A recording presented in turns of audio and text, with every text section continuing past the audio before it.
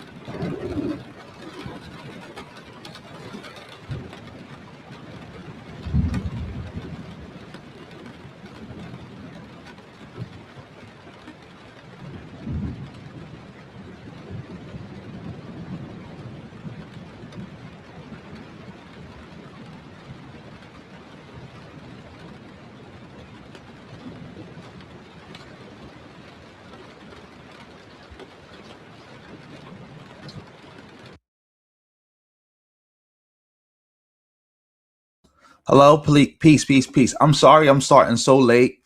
It's just that I'm having technical difficulties right now. I don't know where they came from, why it's going on, or whatever the case may be, but it just is what it is. I'm sorry, family. I'm still having the difficulties, but we're going to just try to make it work with the work. So, again, shout out to everybody in the building. Make sure you supporting the stream any way you can. I can't like really see anything. I want to say, but peace to I can't. This person with a Q. You donated some jewels to me. Thank you so much. You set it off for tonight.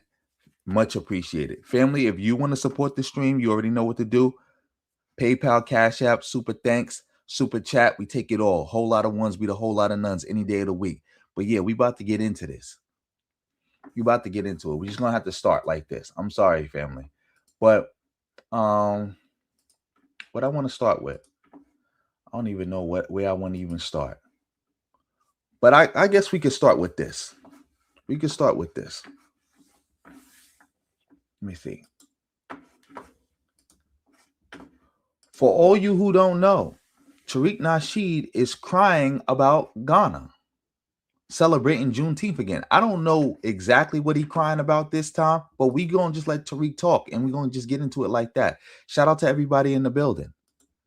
Juneteenth is not only an American story, it is a global story, an African story, and a Ghanaian story.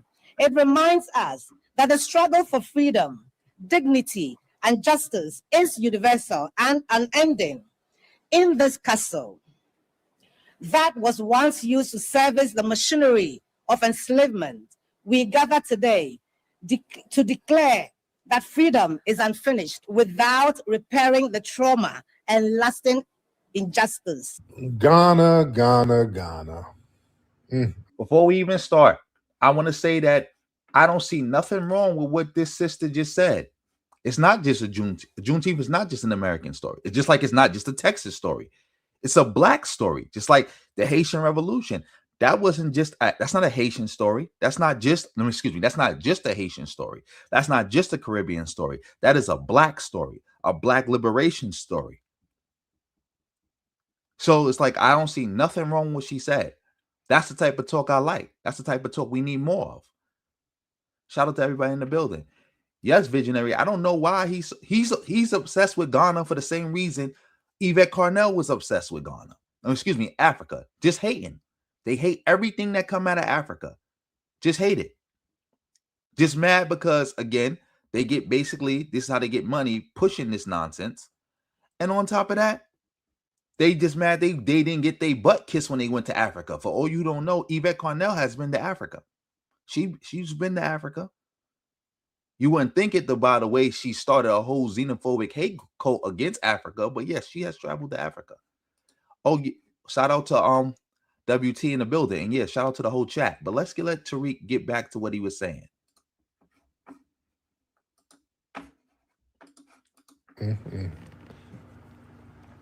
Got to talk about Ghana. Ghana's up to the shenanigans, y'all. Ghana. Boy, their minister of tourism. Did y'all see the video I put on my social media? Did y'all see the video I put? Oh Lord. Oh, let me play it for you. How about that? Let me play the audio for you guys to let y'all hear it. I'll do that. I'll do you one better. I'll just let you hear it. Okay, family. This is Ghana, the minister of tourism. This lady, I can't think of her name. Hold on. Let me let you hear what she said about Juneteenth, ladies and gentlemen. All right, listen to this. This is her talking about Juneteenth. Y'all bear with me. Listen to this. Let me know if you can hear it. Hold on. Is universal and hold on. Juneteenth is not only an American story. It is a global story, an African story, and a Ghanaian story. It reminds us that the struggle for freedom, dignity, and justice is universal and unending. In this castle that was once used to service the machinery of enslavement, we gather today to declare that freedom is unfinished without repairing the trauma and lasting injustice. Okay. Did y'all hear her, family? Did y'all hear her? She said that Juneteenth is not just an American story. It's an African story and a Ghanaian story. How? How is Juneteenth a Ghanaian story? It's a Ghanaian story because, again, it's about slavery. You know, like our enslavement started in Ghana. Like she broke it down because she's in a slave camp. I think she was at a slave castle giving this speech.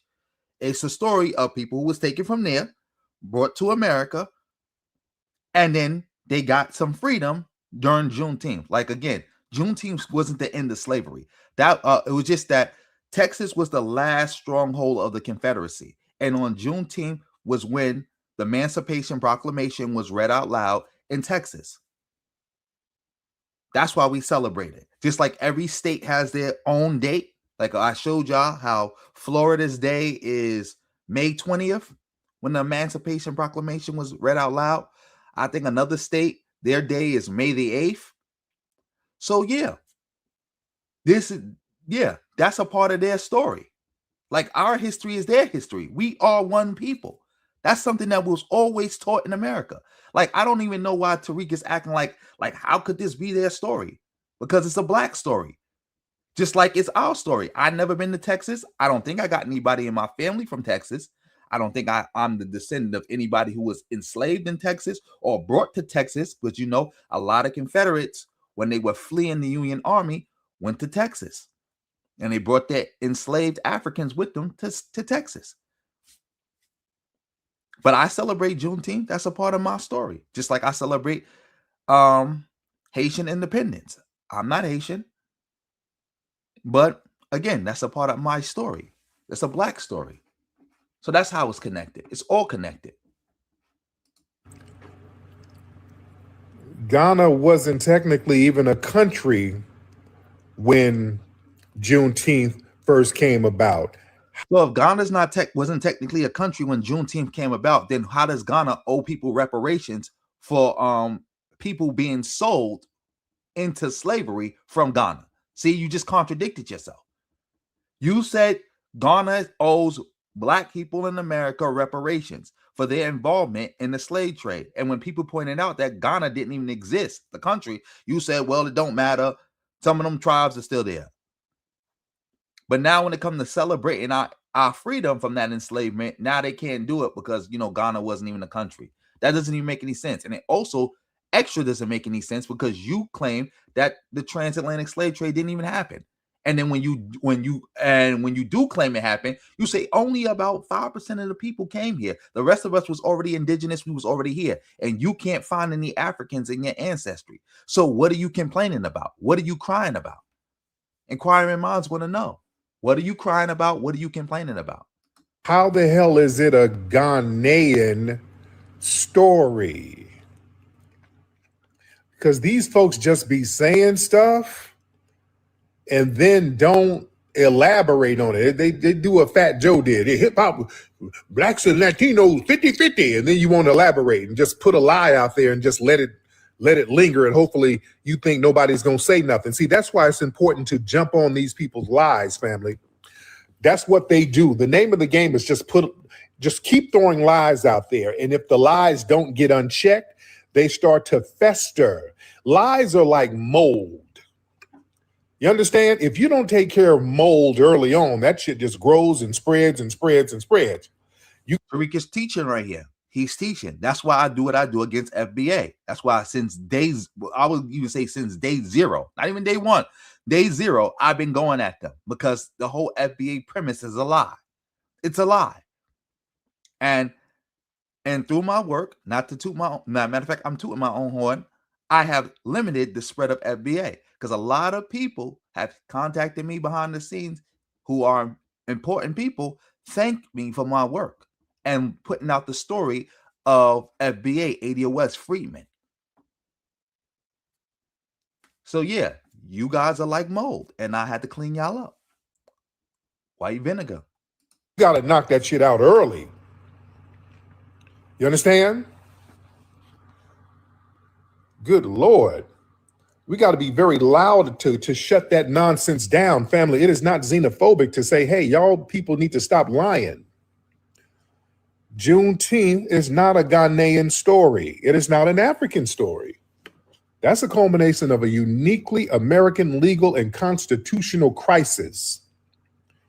That marks June 19th, 1865, when Major General Gordon Granger went down there to Galveston.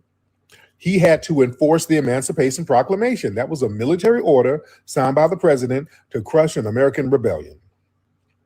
The people liberated that day were freed under American law that we fought for on American soil that we built after enduring a uniquely American system of chattel slavery. This is not an African story unless you count the ones who were selling folks. Are you talking about that?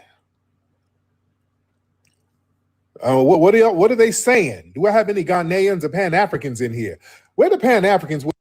Again, Tariq, you just like I'm not getting this. I'm not getting this. Again, those people that got freed were from Africa. They were from Africa. You do know Harriet Tubman was a descendant of the Ashanti. You know where the Ashanti is from, right? Ghana. Like I'm not getting it. The biggest slave revolt, some of the leaders in the biggest slave revolt in American history. I know you don't count Louisiana as a part of FBA, but bear with me. The German Coast Uprising of 1811, some of the leaders of that were Akon. Oh, where are the Akon from? Ghana. So again, yes, this is a Ghana story. I don't understand what you don't understand about that. This is not just not just a Ghana story. This is an African story. This is a Black story. You made a large swath of your living in the last, 10 years, 20 years, telling African stories. Now suddenly you don't understand why people talking about African stories. Wasn't this your justification for making 1804? Because that's a black story. That was the whole justification for your DVD. Like, hey, yeah, that's Haiti. I'm not Haitian, but that's a black story. That's our history. Now you don't understand that concept. You just delegitimize your whole body of work. But y'all always whining, and y'all never around to explain this horse crap when these folks are talking crazy. Man, somebody said it's a Texas story. No, it's a foundational Black American story. Oh, see, somebody just shitted on you. It's a Texas story, which is true. This is a Texas story, but we consider it as a black story because, again, we all black. Because if you want to play the drawing lines on the drawing lines about who Juneteenth is for and who is not for, then it's just a Texas story. If we're gonna do that, the justification for why black people around the country can celebrate Juneteenth can go for any black person around the world. We all black. This is our history. This is our history. Story.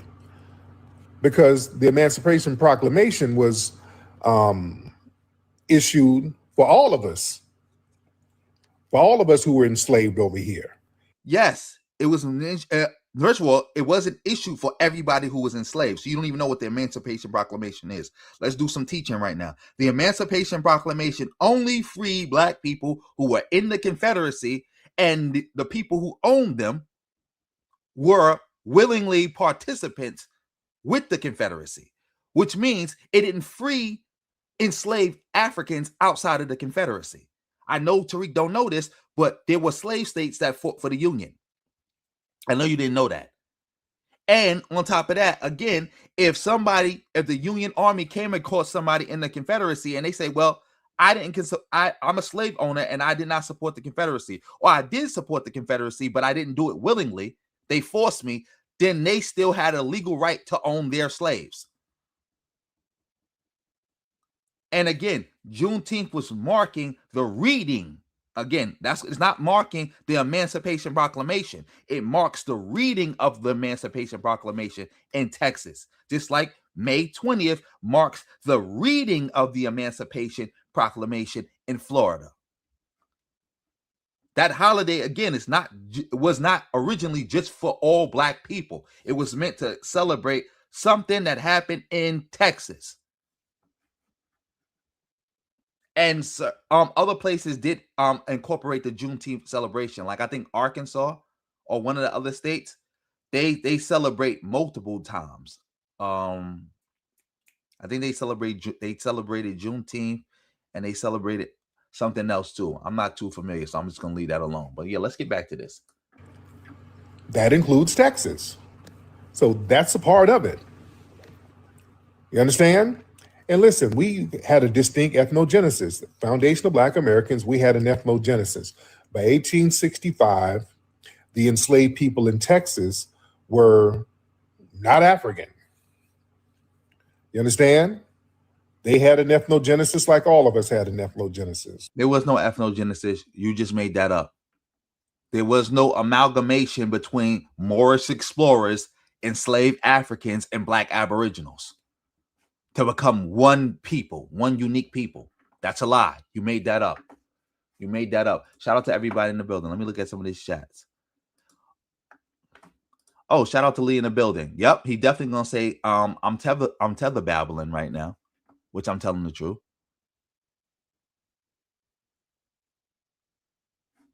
Shout out to Richard in the building. That is a fact. That's why I said, just like we can all celebrate the Haitian independence story. In fact, that's one of the things Carter G. Woodson taught, that black people should celebrate Haiti. Like, for all you don't know, there was a time where educated black people, because not everybody knew about the freedom of Haiti, Haitian liberation. But all the black people who didn't know about it all celebrated Haitian holidays. All of them. All of them. Because they saw that as their holidays. Because we all black. That's the funny thing about it. What Tariq is teaching right now fundamentally goes against what it means to be black in America. Fundamentally goes against it.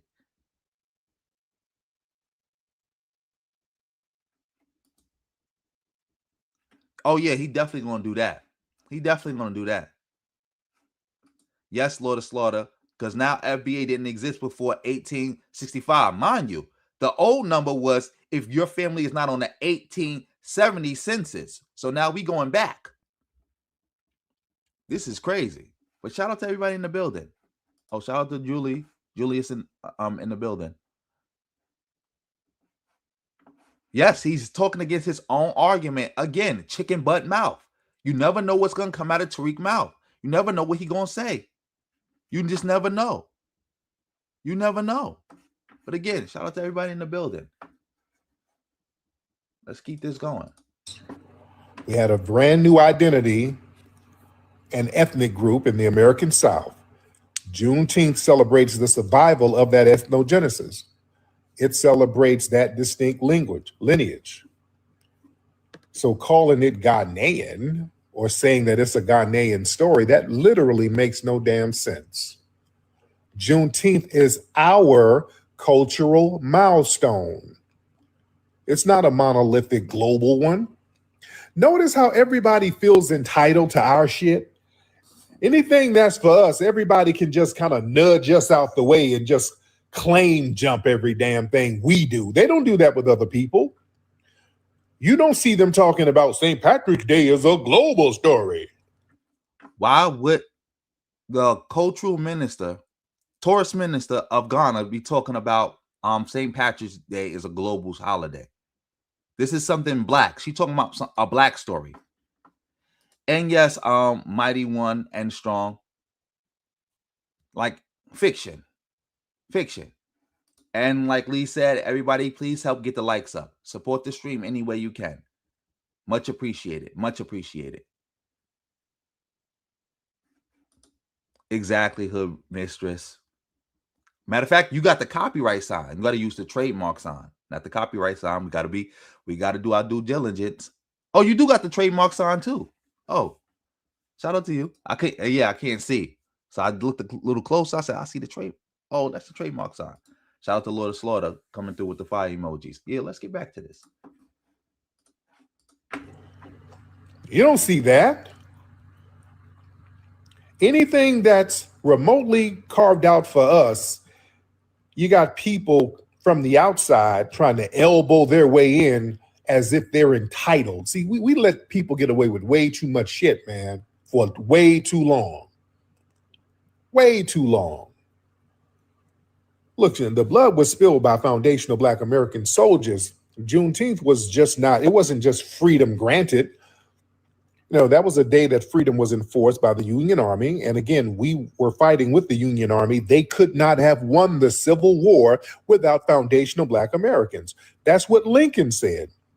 Those United States colored troops, that was the damn secret sauce that won the war. You understand? Foundational Black American men took up arms on this soil, shedding blood in these American battles to violently dismantle that damn white supremacist Confederacy. So we were freeing ourselves. You understand? Something that Tariq got from me, by the way, because when people asked him when I put it out there, because I was the one who pointed out, like, hey, why are you making a documentary about 1804, but it's not about the Black people in the Civil War? What he said, well, Haitians freed themselves. Black people in America didn't free themselves. They had to be freed by the white man. He said that. He said that. He said we didn't get free by ourselves.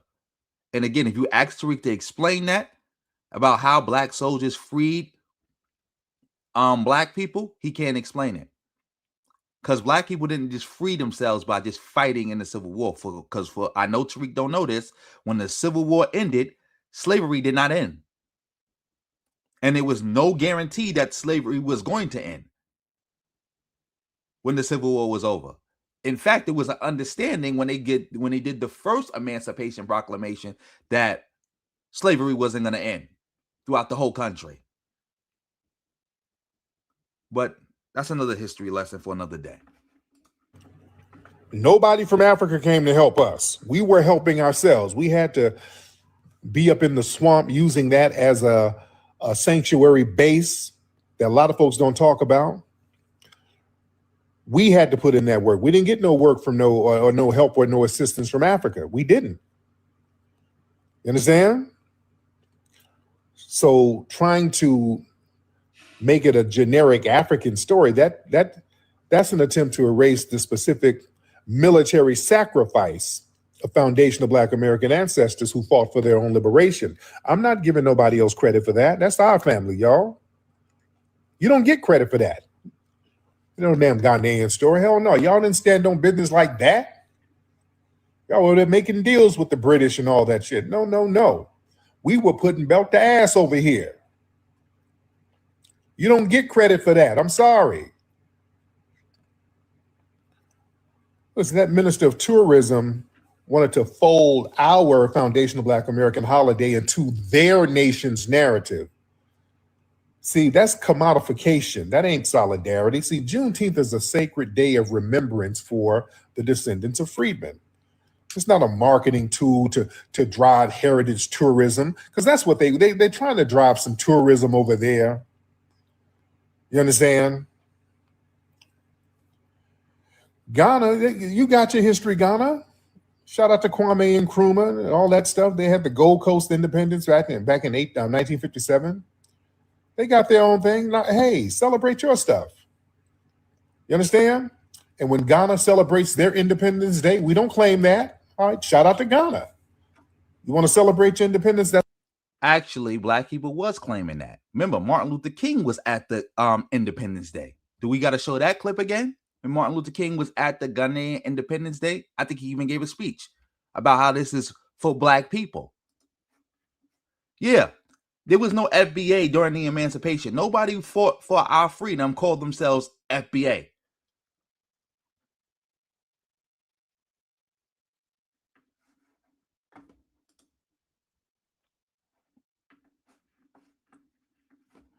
Yeah, nobody. Nigerian Jesus lover, what do you mean by that? Exactly, he is a disgusting xenophobe. That's the victory for Ghana. We don't claim it as our own.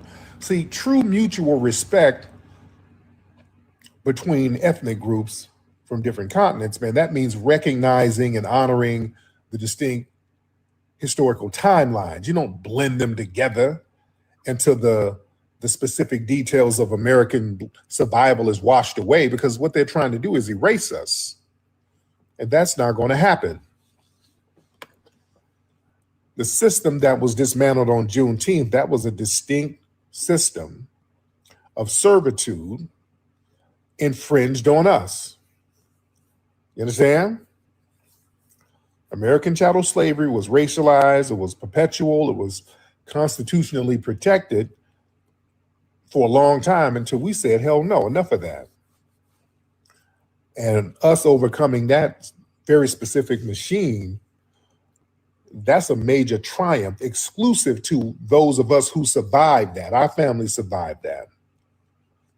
So trying to dilute that narrative, that minimizes the unique terror that we faced and we survived, that no other group have survived like that.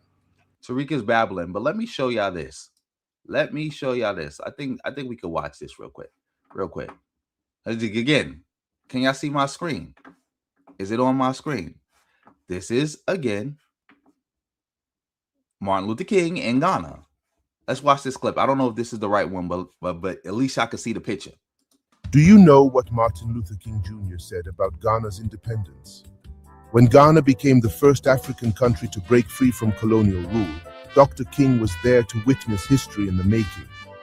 He called it the birth of a new nation and compared it to the struggle for civil rights in America. For Dr. King, Ghana's victory was a powerful symbol, proof that liberation from oppression was possible. It reignited his conviction that justice and freedom would one day triumph the United States. Ghana's independence wasn't just a milestone for Africa. It was a beacon of hope for freedom fighters around the world. And now more than ever, we need to be reminded that the fight for justice, equality, and freedom is not over, and that together we can continue to move toward a brighter, more united future. Oh man, I played this whole video. I just thought about it. I hope that music wasn't copywritten. and they take down the whole damn stream. But anyway, y'all saw it. Let's see what. I bet you Tariq never even knew Martin Luther King went to Ghana. He never even knew that. He never even knew it. None of these FBA bozos know that. They didn't even know Malcolm X even went to Africa. But yeah, let's get back to this. Shout out to everybody in the building. Wait, come on. I think I got some support. Shout out to Visionary coming through for setting it off for tonight for himself with the 199. Oh yeah, I heard about it. I'll see if we could get to that tonight. Yeah.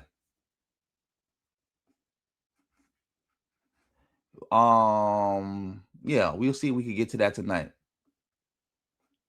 Shout out to you for the 199. Coming through with the 199. Yeah, let's get back to this.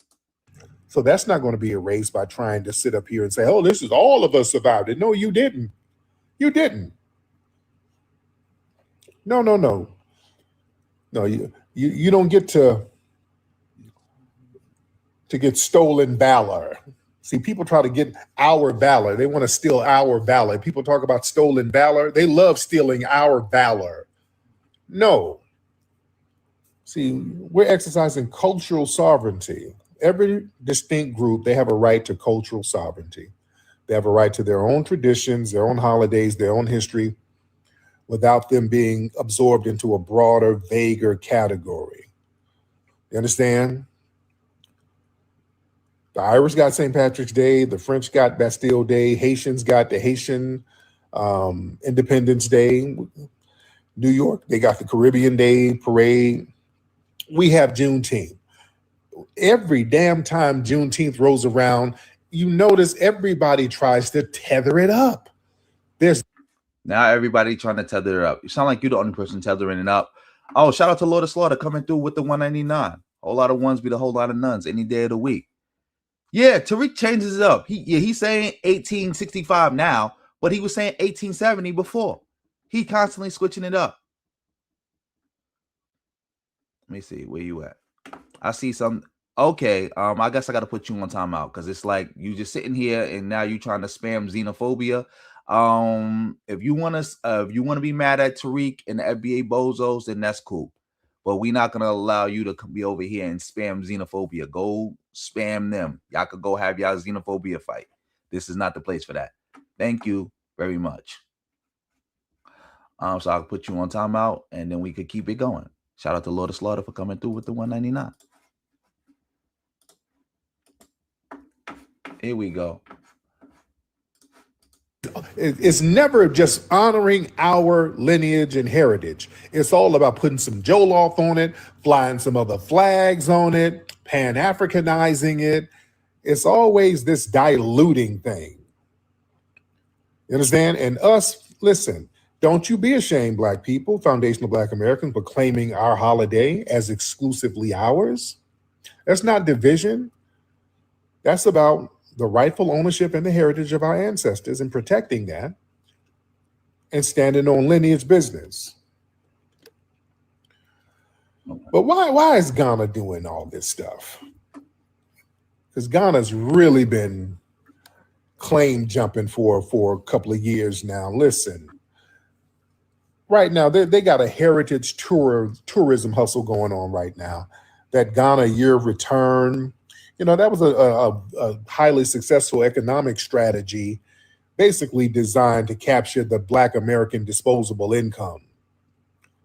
So by them legally observing and heavily promoting Juneteenth, they're trying to franchise. You do know that a lot of the promotion of Juneteenth was started by African Americans who left America and moved to Ghana, right?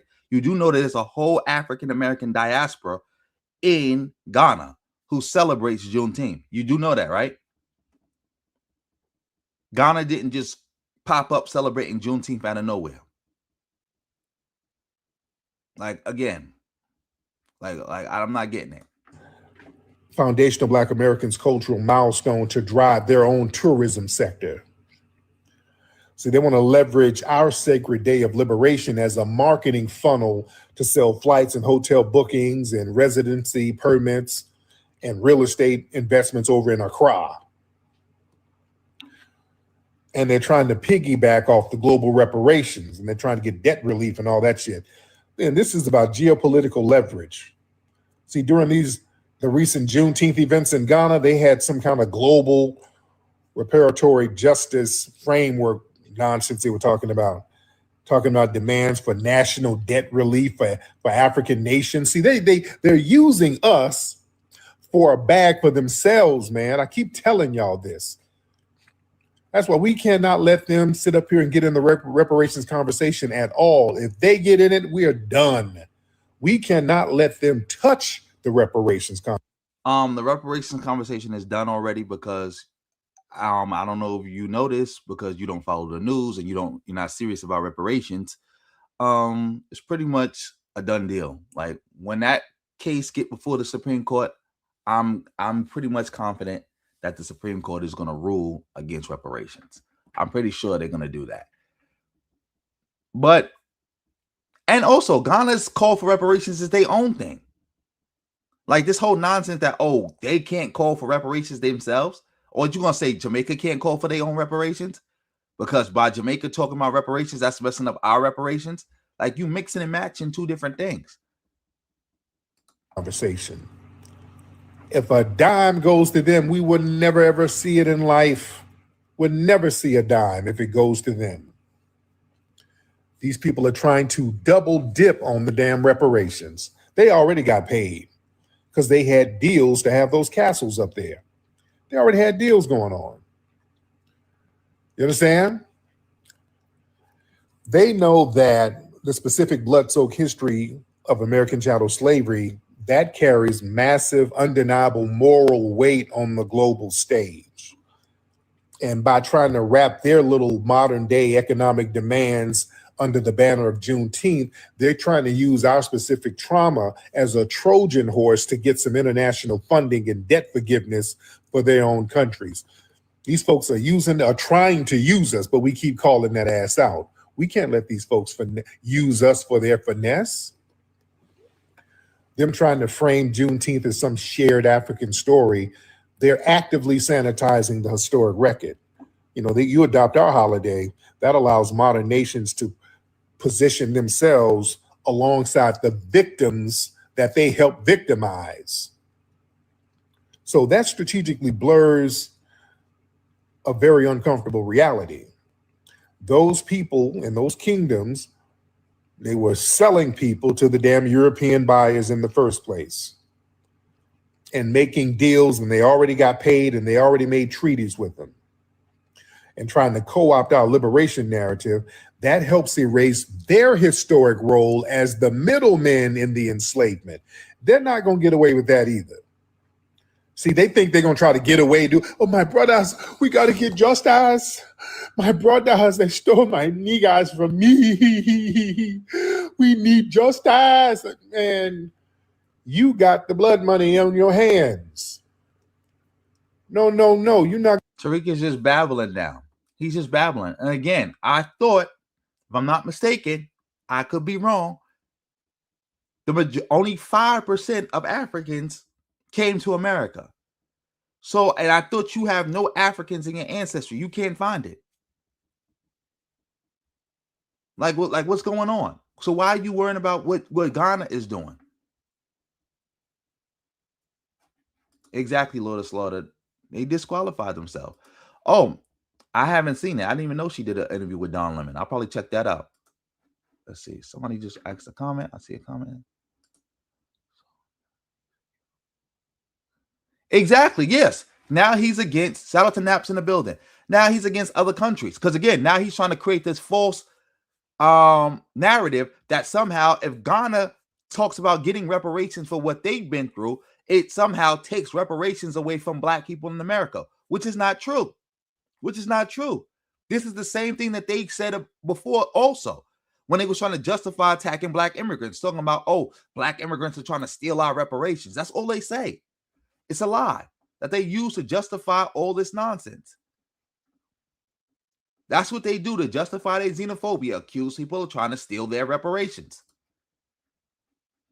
This is nonsense. Going to do that, Dudu Tunde. Hell no. You don't get to swing and spin the block. You see that? Using name calling. Doodle Tunde. Like, come on, man. After you done did a dirty deal that went bad for your ass, now you want to spin the block. You done sold some of us out, because most of us, there was a lot of us already over here, but there were a few that were sent over here from there.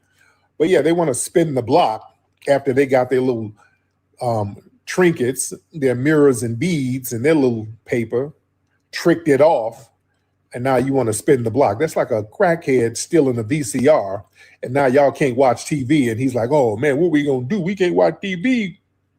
You my brother, we watch TV together. What we gonna do? We gonna have to go to the pawn shop and demand some justice. Fool, you sold the damn VCR to the pawn shop and smoked up the money. You understand? Like, we both got to go yell at the pawn shop. You sold it to the pawn shop. What the hell? Yeah, we're not equal victims here. I was victimized by both of y'all. Yeah? But listen, we as Foundation of Black Americans, we're the most visible and influential cultural superpower on the planet. These foreign entities, they treat our culture as an open.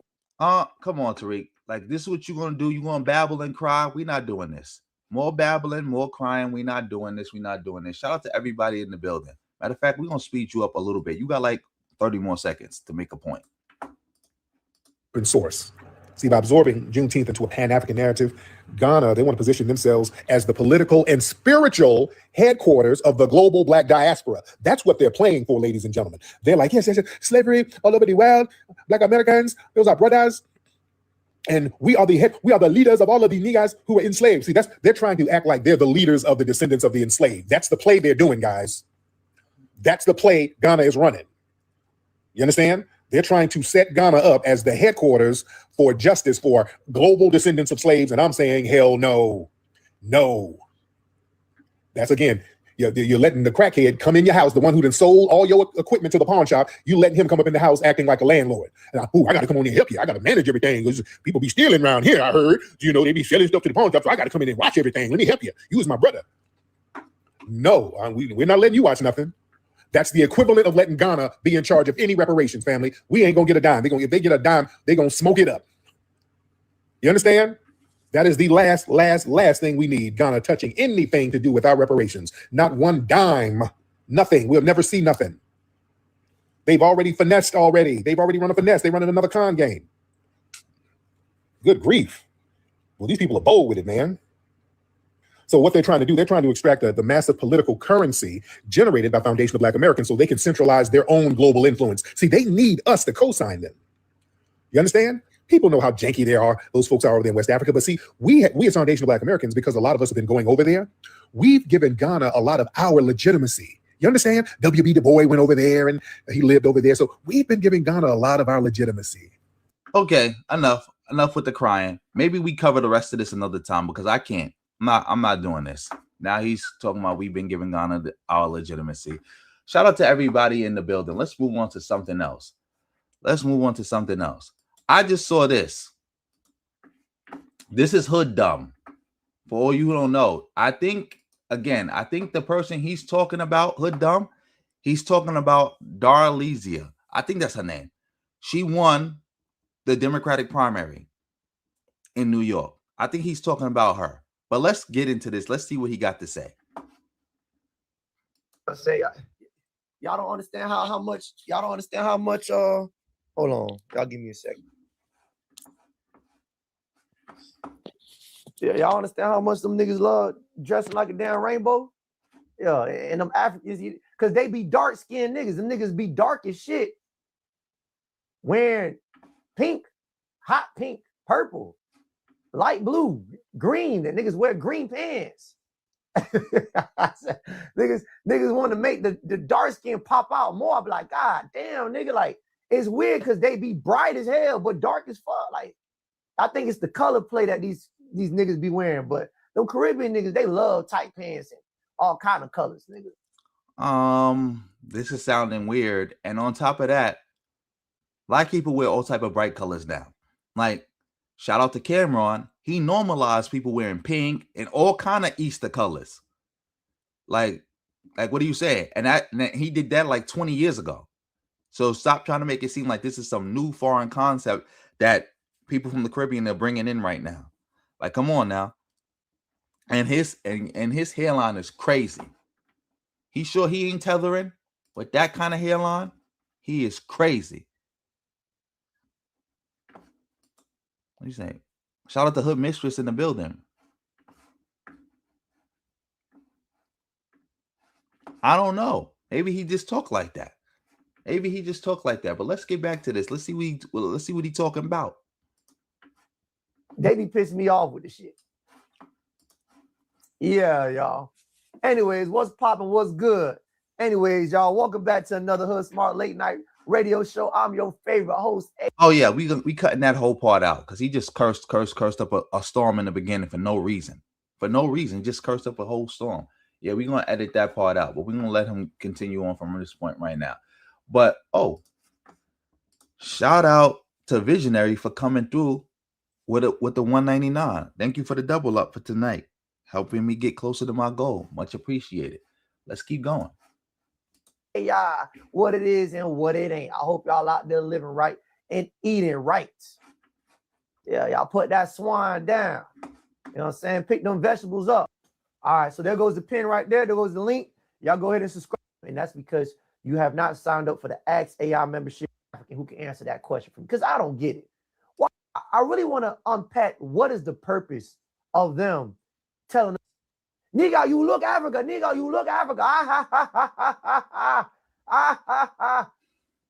Dumb nigga. You don't think I can't do my own research to figure out where my own family is, bro? Oh yeah, Visionary. FBA is super colorist. A lot of these FBA accounts that people be like debating whether they white or not, on white or black or whatever the case may be, a lot of them just be biracials who hate they black side of their family, and they feel like FBA is a nice, comfortable area where they can express that. But you do it under the guise of hating Africans. Can't make this up. This is super sad. Shout out to Lee D. Clinton in the building. Super sad. Yes, his hairline sums it up. Of course we knew that, Congrugal. A lot of these FBA bozos are not just colorists, but they anti-black women. A lot of these so-called pro-black groups who hate Africans also hate black women. And they also hate dark-skinned people. And are super colorists. Super colorist. But let's see if he can get to the point that he's trying to make. I really want to unpack what is the purpose of them telling us we're African. Because you don't give a fuck about the African that's on your continent. I'm not understanding what this is. Please, somebody go find an African who can answer that question for me, because I don't get it. Why the fuck you so concerned about us being African more than the Africans who really are African in Africa? Lame ass nigga. Damn. Anyways, but that's that. Had to put that out there because these niggas here be in my comments for days.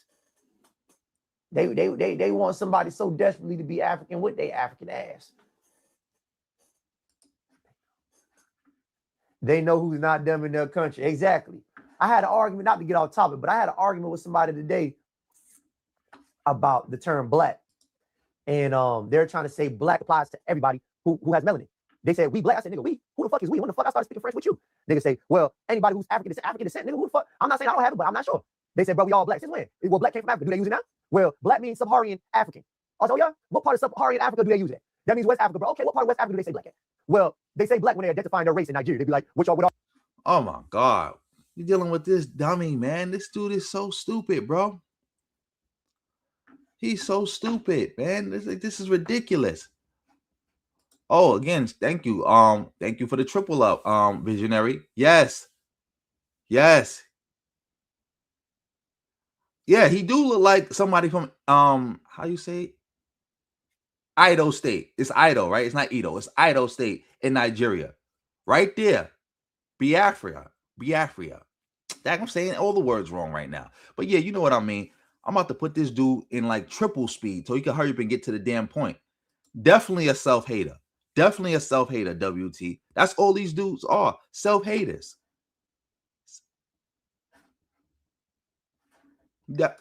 Self-haters. Well, yeah, let's speed them up a little bit more. They say, I'm black. Shut your lying ass up. Niggas be lying their ass off just to fit the narrative. Nigga, what the fuck is you lying for? Nigga, they go by tribes, nigga. Tribes. These niggas go by equal fuck, all that, don't give a fuck. Talking about, so they go by black. Niggas just be lying for no reason. But shout out to those Africans who keep that shit real and they know what it is. And they're not out there with no weird agenda. Because all them niggas got weird agendas. You know what I'm saying? Mus, what's going on, brother? Where your sister at? So last time this is my last time asking Mus. This is my last time asking. You better be at my front doorstep. What time is it right now? About 11:30, nigga. Overnight stay and all that. And extra toothbrushes, nigga. Extra toothbrushes. They don't say black. They literally just claim their tribe. Right. They're trying to make African a race. I'll let you on, Mus. Give me about another 10 to 15 minutes. Yeah, y'all. So, we're not falling for the trick because we don't get nothing from being called African. There's no reward for it. It doesn't mean anything. Everybody got African DNA. If you want to say everybody came out of Africa, everybody has that DNA or a strand of it. How much African DNA do you need in order to be called African? That's what I want to know. What is the threshold? Is it 10%, 20%, 40%, 50%? What if you're only 50% African?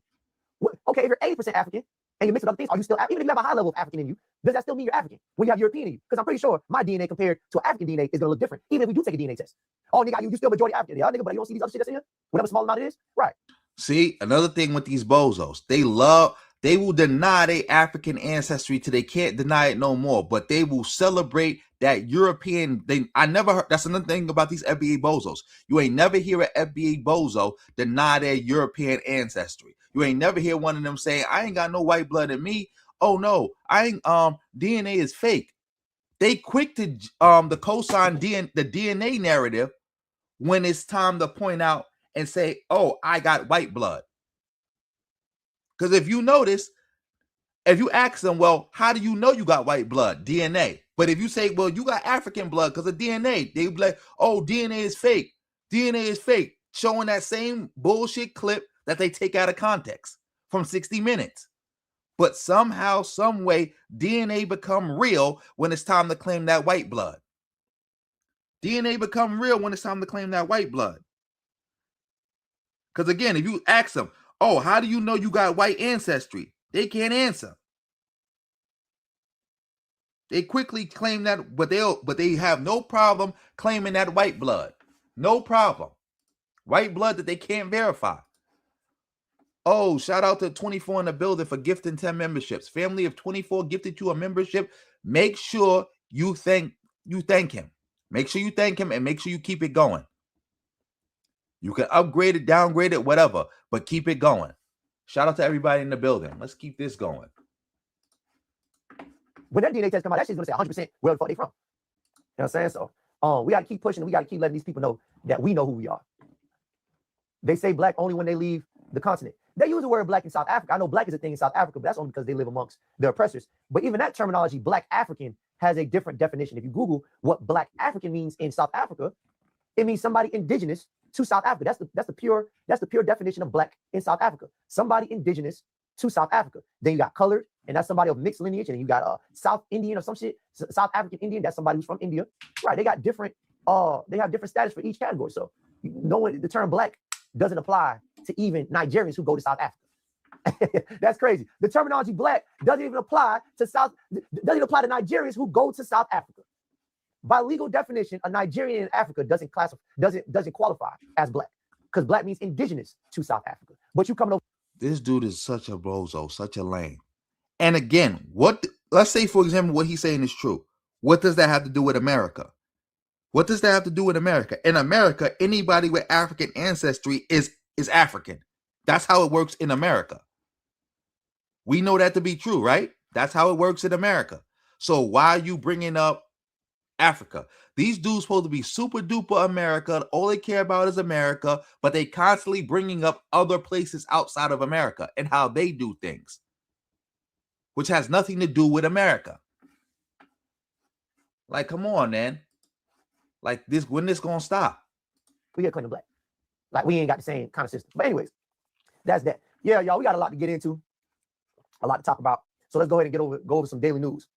Today, we're looking at the controversy surrounding Darializa Chevalier. All right, so now we finally got to the part where he's talking about Darializa. So let's see what he got to say about Darializa. Shout out to everybody in the building. Let's go. We put him in normal speed. Let's bring it back a little bit. By legal definition, a Nigerian in Africa doesn't qualify as a lot to talk about. So let's go ahead and go over some daily news. Today, we're looking at the controversy surrounding Darializa Chevalier, a progressive congressional candidate endorsed by Zohan Madani. Over the past couple weeks, Darializa has come under heavy criticism after several of her old social media posts resurfaced. Now, I think this is the person, the congressional candidate who's running in New York right now. I believe she is a Dominican woman. Pedro, if you're here, please make sure you correct me when I'm wrong. I believe 2 Dominicans are running right now for a seat in New York. I think District 13, something like that. And she's under heavy scrutiny right now. No, she is OT. I don't know what OT means. Those posts included profanity directed at national politicians, criticism of the United States, and controversial comments about Black and Arab men, which her political opponents have used in campaigns ads against her. Supporters of Darializa argue that much of the backlash has gone beyond policy disagreements and has included personal attacks, with some claiming that she's been targeted because she's progressive Afro-Latina candidate. Wait, I didn't know that. I got to look into this because, again, I wasn't looking into none of the candidates because I was just so disillusioned with politics. I already called what was going to happen. I said that the DSA, the whole lefties, they was going to sweep up, and there's a lot of anti-Blackness in it. So I got to definitely research her and her statements about Black men. I got to definitely look into that. So look, Hood Dumb said something smart. Got to give him Hood Dumb his credit. On the other hand, argue that the focus should remain on her own past statements and whether they're appropriate for someone seeking public office. Mayor Madani has defended his endorsement. He said that he did not see any of the resurfaced posts before endorsing her, but he continues to support her campaign, arguing that voters should focus on the issues she wants to address rather than judging her solely by years old social media posts. All right. Oh, she just won. Whoa, that's crazy. Let's talk about it, family. So I'm gonna go ahead and summarize that just in case if I read it too fast or you didn't understand what I was saying. So yeah, we're gonna put you on pause real quick. Shout out to everybody in the building. Let me look in some of this chat. Exactly, Lee. When Talia came to America and said she was colored, everybody freaked out about it. Because again, in America, if you got Black blood, you Black. And identifying as anything other than Black, people see that as like you trying to distance yourself from Blackness. They see it as an attack on Blackness. Exactly, Congo. DNA is real when it's time to take a paternity test. Oh, I did not know Megyn Kelly attacked Haiti. I'll definitely be looking into that. Yeah, we got another candidate for BBC aside. Kangaroo, you emailed me something? I did not see it. I'll definitely go look into it. Shout out to you for that email. Oh, shout out to Visionary for the $1.99. It ain't just that we got the worst system. It's a lot of these dudes is class clowns and they don't want to know. They don't want to know. Again, he's smart enough to know, and you know he's grifting. Hood Dumb is grifting right now. He not this stupid. He not, trust and believe, he's not this stupid. He's grifting. Julius, you know it's painful, but we got to share the pain together because, again, I'm not listening to this stuff on my own. Not happening. Not happening. That's out. Let's keep this going.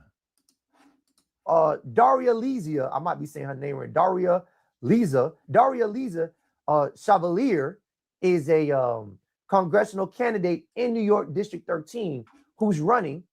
And I think she just won. Pedro just let me know she's won. She is Dominican, and she has been under scrutiny for her past posts that she has been making about America in general.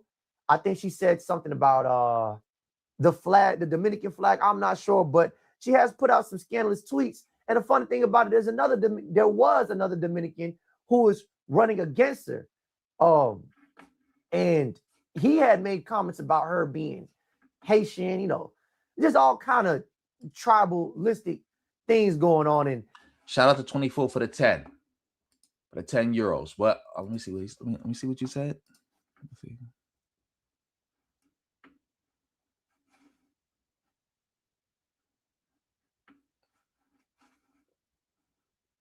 Of course, it's not a coincidence. It's not a coincidence. Because remember, Tariq used to attack TikTok. He attacked all this stuff. And then I love TikTok. He's a bozo and a grifter. Total shill. He supports anything that the Republicans do. And hood dumb. I'm going to have to go over this whole topic on my own because we not learning nothing from you.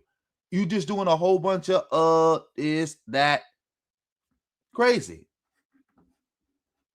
Oh, thank you, her mistress. I got the signs mixed up because I can't, because it was small. Because like I said, I can't, my computer is like kind of frozen, so I can't really see things. Yes, 24, my fault. I got it confused. Thank y'all. British pounds. Thank you for the fire emoji. But yeah, let's get back to this. Now I'm looking on the news. We got Madani out here talking about some Haitian, anti-Haitian hate bigotry. And I'm like, what the fuck? You niggas about to give these niggas a hate crime bill? That's what it sounds like. So we're gonna go ahead and play a couple clips by Darializa, however you say her name. Let's check this out. I have to make this video, but there is hatred brewing against me that I cannot stay silent about. In the final days of this campaign, I have been hit with attacks that use Haitian as a slur, a coordinated wave of Islamophobia, lies about my identity, my faith, and my family. Espaillat supporters are standing at poll sites in our district shouting lies and slinging racial slurs. People are reaching out to my family, demanding to see my birth certificate. A tired, racist trope that every Black leader who dares to challenge power knows all too well. We saw a similar campaign last year when Andrew Cuomo and his allies attacked Mayor Mamdani over his faith. And we all watched Donald Trump run his racist birther campaign against President Barack Obama. So I have to ask, why is a supposed progressive congressman following the same steps as defamed electeds like Cuomo and Trump? He's not new to this. This is what he does. Espaillat and his machine have resurfaced and carried out this playbook time and time again. And I, quite frankly, Espaillat is the guy she's accusing of using Haitian slurs. I still haven't found the Haitian slur that they use, but she said that they said that she used Haitian as a slur. I might have misheard that. Correct me if I'm wrong.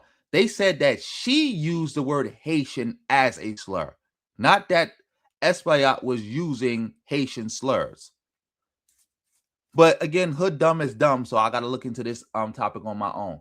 Shout out to everybody in the building. Lee, you funny. I got my own glasses, by the way. I just don't have them with me.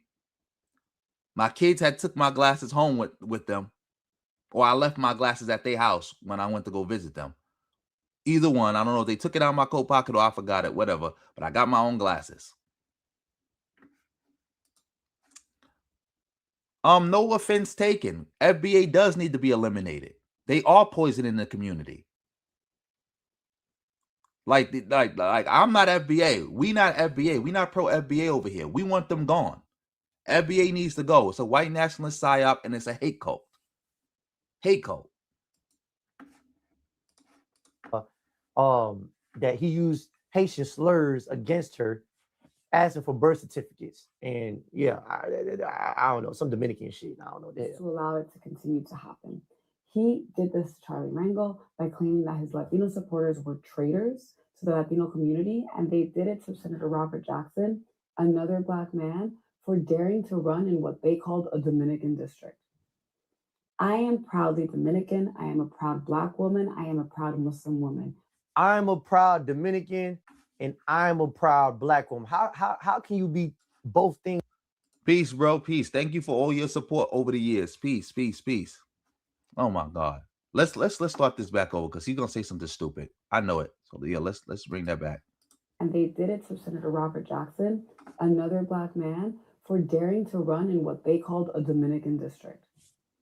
I am proudly Dominican. I am a proud Black woman. I am a proud Muslim woman. I'm a proud Dominican and I'm a proud black woman. How can you be both things at the same time? So a Dominican can't be black. And mind you, Hood Dumb is like the same type of bozo to play that Garfield clip talking about, oh, Dominicans deny their blackness. Dominican, I'm no black. I'm no black. Now you got a Dominican woman calling herself black. Now you questioning how could she be black and Dominican? You can't make this up. You already know, WT. You already know, WT, that this is painful. This is painful. This is painful, but we gonna share the pain because I'm not doing this by myself. Shout out to everybody in the building.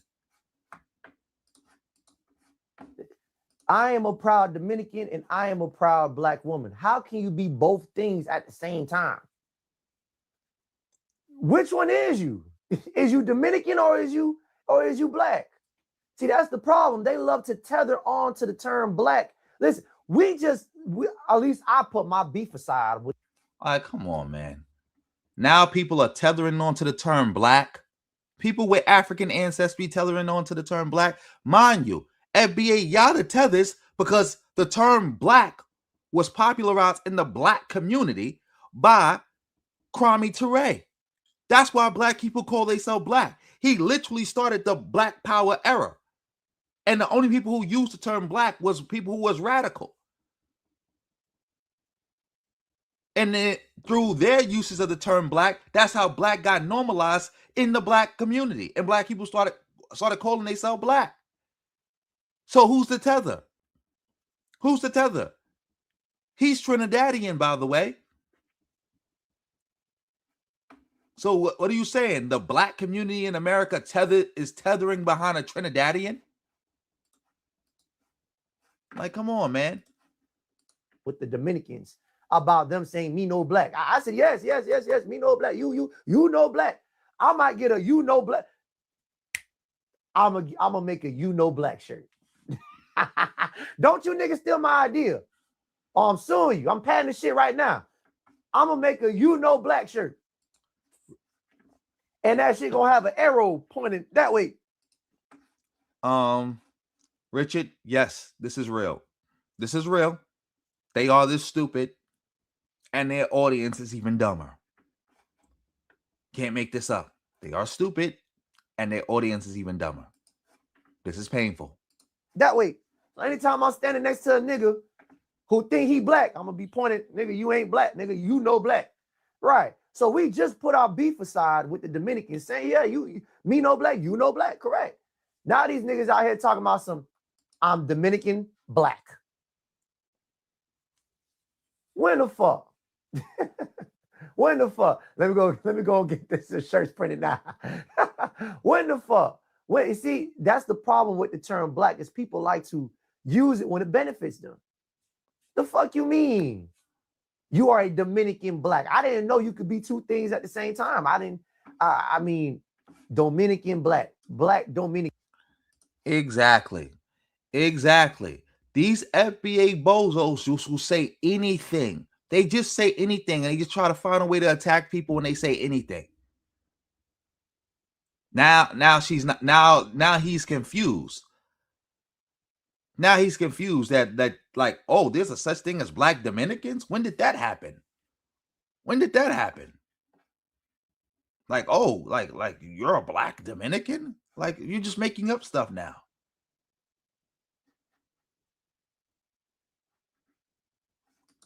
Exactly, 24. They can't explain this. They can't explain. Like, ask them, oh, how does calling themselves black benefit them? You said the ads are running heavy tonight. Let me see something. Let me see something. Is anybody else getting ads? Let me know.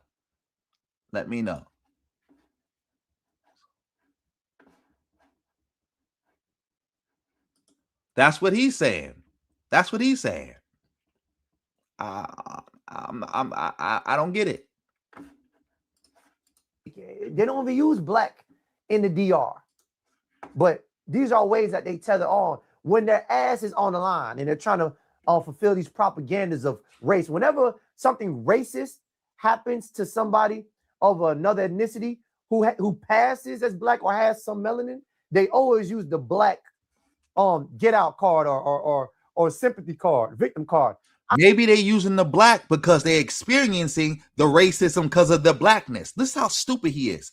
He just said that the reason every time somebody who is black presenting or looks black or whatever has something bad happen to them because people see them as black, they use blackness as some type of sympathy. If I'm being attacked because people see me as black and I'm identifying as black, now that makes me some type of a fraud who's just trying to benefit off black, even though I'm being attacked because of my blackness. Because I'm pretty sure if she was the same color as George Washington, she wouldn't be getting half the attacks she was getting. Can't make this up. I am a black woman. I am a black man. Nigga be from Haiti. Nigga be from everywhere but a motherfucking a place that uses the term black. Niggas be from Africa.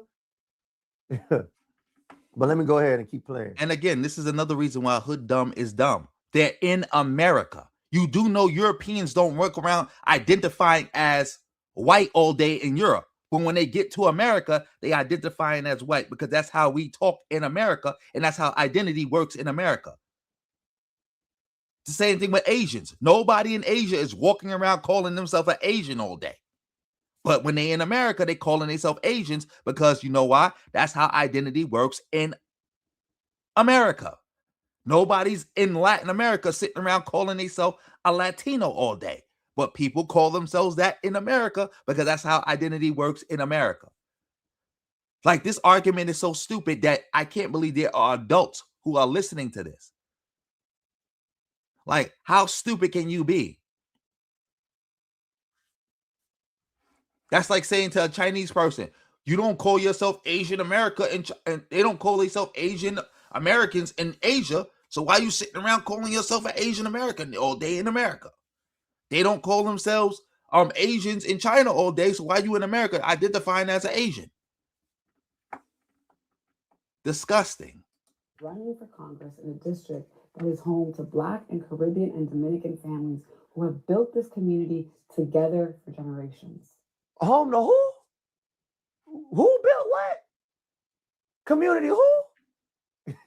Last time I checked, nigga, I don't know that. Now shit a Dominican built in NY. I mean, I'm not from NY. You know what I'm saying? Shout out to the brothers and sisters out there holding that shit down. But last time I checked, Black Americans are the ones who established NY.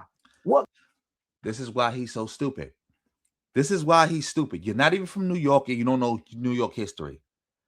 Matter of fact, I think I got a clip for this because he's saying he don't know nothing about this. Again, you need to stay in your place because the closest thing to an ethnogenesis that you quote unquote ever saw happened in New York between an amalgamation, because anybody who knows New York history, there was an amalgamation between Black people from the South, Black people who were already in New York, because remember, the slavery in New York was different because the Dutch originally ran New York, right? Like Sojourner Truth, I think Phyllis Wheatley, they was descendants of enslaved people who were enslaved by the Dutch. You had free communities of Black people in New York. You had people from the Caribbean, Latin America, all coming to New York. And this is again in the 1890s, 1880s, all coming together in one community. Like, you remember, like the establishment from the origin point of modern day Black New York goes back to San Juan Hill. San Juan Hill. It's San Juan Hill, then it's Harlem, Bed-Stuy, from Bed-Stuy, then we go to the Bronx, then we get into Queens, then we get into Staten Island, Long Island, and then we got New York as we have it today. And when I say the Bronx, I'm also talking about Mount Vernon and Yonkers. That's how we have it today. That's how we have it today. Like, this is a bozo. Like I got to do a whole show on that about the origin of Black New York and why Yvette Carnell was attacking Black people from New York. And at a time, all the FBA bozos, when it was the ADOS, by the way, was saying that Black people from New York are not ADOS. They're not FBA. This is why every time you saw a crime video coming out of New York, Tariq would automatically claim that the black person they saw on the video was not FBA. Because why? Because it's happening in New York. But yeah, let them keep talking. What community did the Dominicans build in NY? Maybe I'm missing something. I know they populate an area in NY. I'm pretty sure they populate areas, but I'm not sure anything about. I don't know anything about them building nothing. You know what I'm saying? But let me. You see how they try to wean themselves in there when they try to put themselves in there when they can to fit a greater agenda. Washington Heights. Dominicans built Washington Heights. All right, well, anybody from NY, before we once we reach halftime, I want y'all to hop on a FBA Black American and a Dominican. I want y'all to hop on from NY to let me know what the hell going on. But I'm pretty sure the brothers out there in NY holding that shit down. Yeah, I'm pretty sure the FBA brothers out there are the ones who built. I'm 100% sure. No, they populated. Okay, they populated. Okay, yeah. See, because they get confused with populating and building. They think just because they're heavy saturated in the area that they built it. Same thing with the Haitians. You got Little Haiti, but a Haitian ain't built Little Haiti. That was Lemon City, and that was built by Black Americans. You niggas just brung your flip-flops over here and stayed around that area. So this is the disrespect that we're talking about. Like, you know you don't fuck with us, but when it's convenient, you start using words that bring us together, like me as a Black woman, me as a Black man. No, you Dominican, African, Caribbean, Jamaican, you're not Black in America. And nor do you like Black people in America. We gotta stop this bozo. But I want to play something real quick. I want to play something real quick. Shout out to everybody in the building. Can y'all see my screen? Because again, he's just rambling. Let's listen to this real quick. Immigrant was not Dutch. He was Dominican. His name is Juan Rodriguez, a free man of Portuguese and African descent, born in Santo Domingo, what is now known as Dominican Republic. In 1613, he became the first immigrant to arrive in Manhattan. The first New Yorker immigrant was not Dutch. He was Dominican. His name is Juan Rodriguez, a free man of Portuguese and African descent, born in Santo Domingo, what is now known as Dominican Republic. In 1613, he became the first immigrant to arrive in Manhattan. The first New Yorker. As y'all heard, the first New York immigrant was an Afro-Dominican, a Black Dominican. Like, again, that's what people don't understand. New York is different than the rest of the country. New York has always been and always will be an immigrant city. Like my teacher told me before when I was growing up, he was like, 70% of New Yorkers are either first generation or second generation immigrants. Like, that's just the majority of New York. Like, I don't know what's not clicking. New York has always been an immigrant city. Like, the majority of Black people in New York, I'm from Brooklyn, so I know this for a fact. The majority of Black people in Brooklyn is from the Caribbean or got some type of Caribbean ancestry. And I don't know no Black people from New York who don't got some type of like don't got Puerto Ricans or Dominicans in their family. Like, you don't know nothing about New York. Stay out of our business. Shout out to everybody in the building. Oh, shout out to Rob Royal. Hopefully I'm saying your name right. For the coming through with the 10. Yes, other races see us all as Black. That's what she's even talking about, being attacked for her Blackness. And this bozo just making up stuff, saying stupidness. You can't make this up.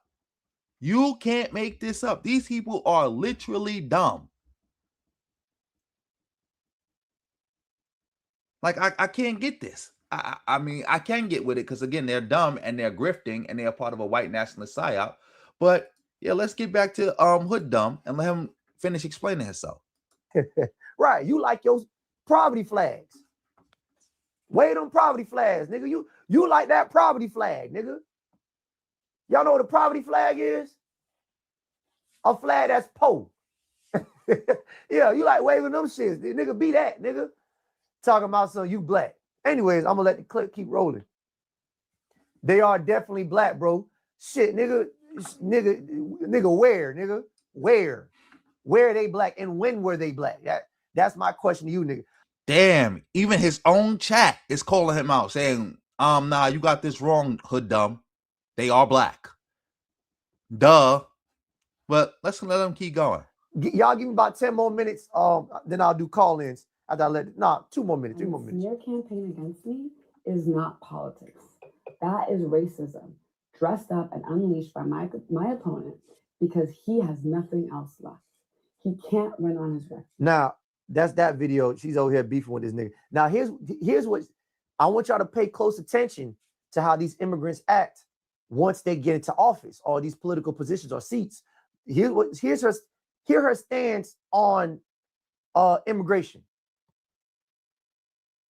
I want to still ask about 2 tweets specifically because I think they are relevant to the race. The first is all deportation is wrong. Now, in Congress, obviously, that comes with a lot of questions about immigration enforcement. And even as Democrats might agree with calls that you have shared to things like abolish ICE, I don't know if they're necessarily there on things like all deportation is wrong. Is that something you still believe? That phrase, yes. I still believe that all deportations are wrong. And even if we're talking about illegal entry to the country or someone who may have committed a crime?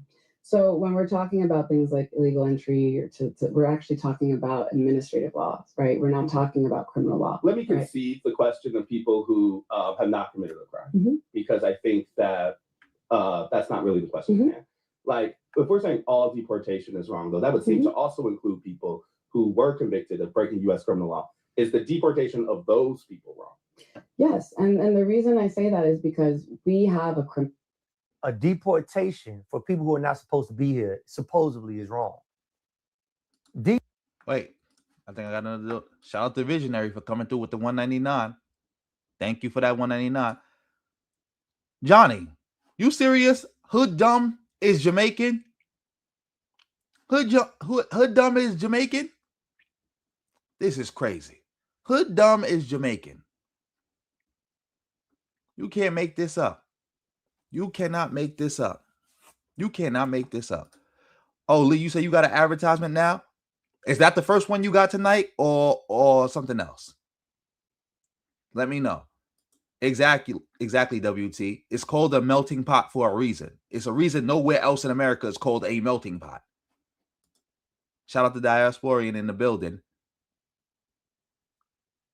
I would say that number is way more than 25% now. Way more. That number is probably like 75%. 75%, 95%.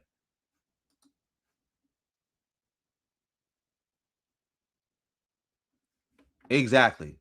I couldn't agree more. I couldn't agree more. I can't believe this. Hood dumb got a Jamaican. I'm jacking what you saying, Johnny. He got his father Jamaican and he's sitting up here talking like this. Embarrassing. You say you got 3 so far? Okay. I gotta get into the YouTube streaming thingy and see if I can fix that.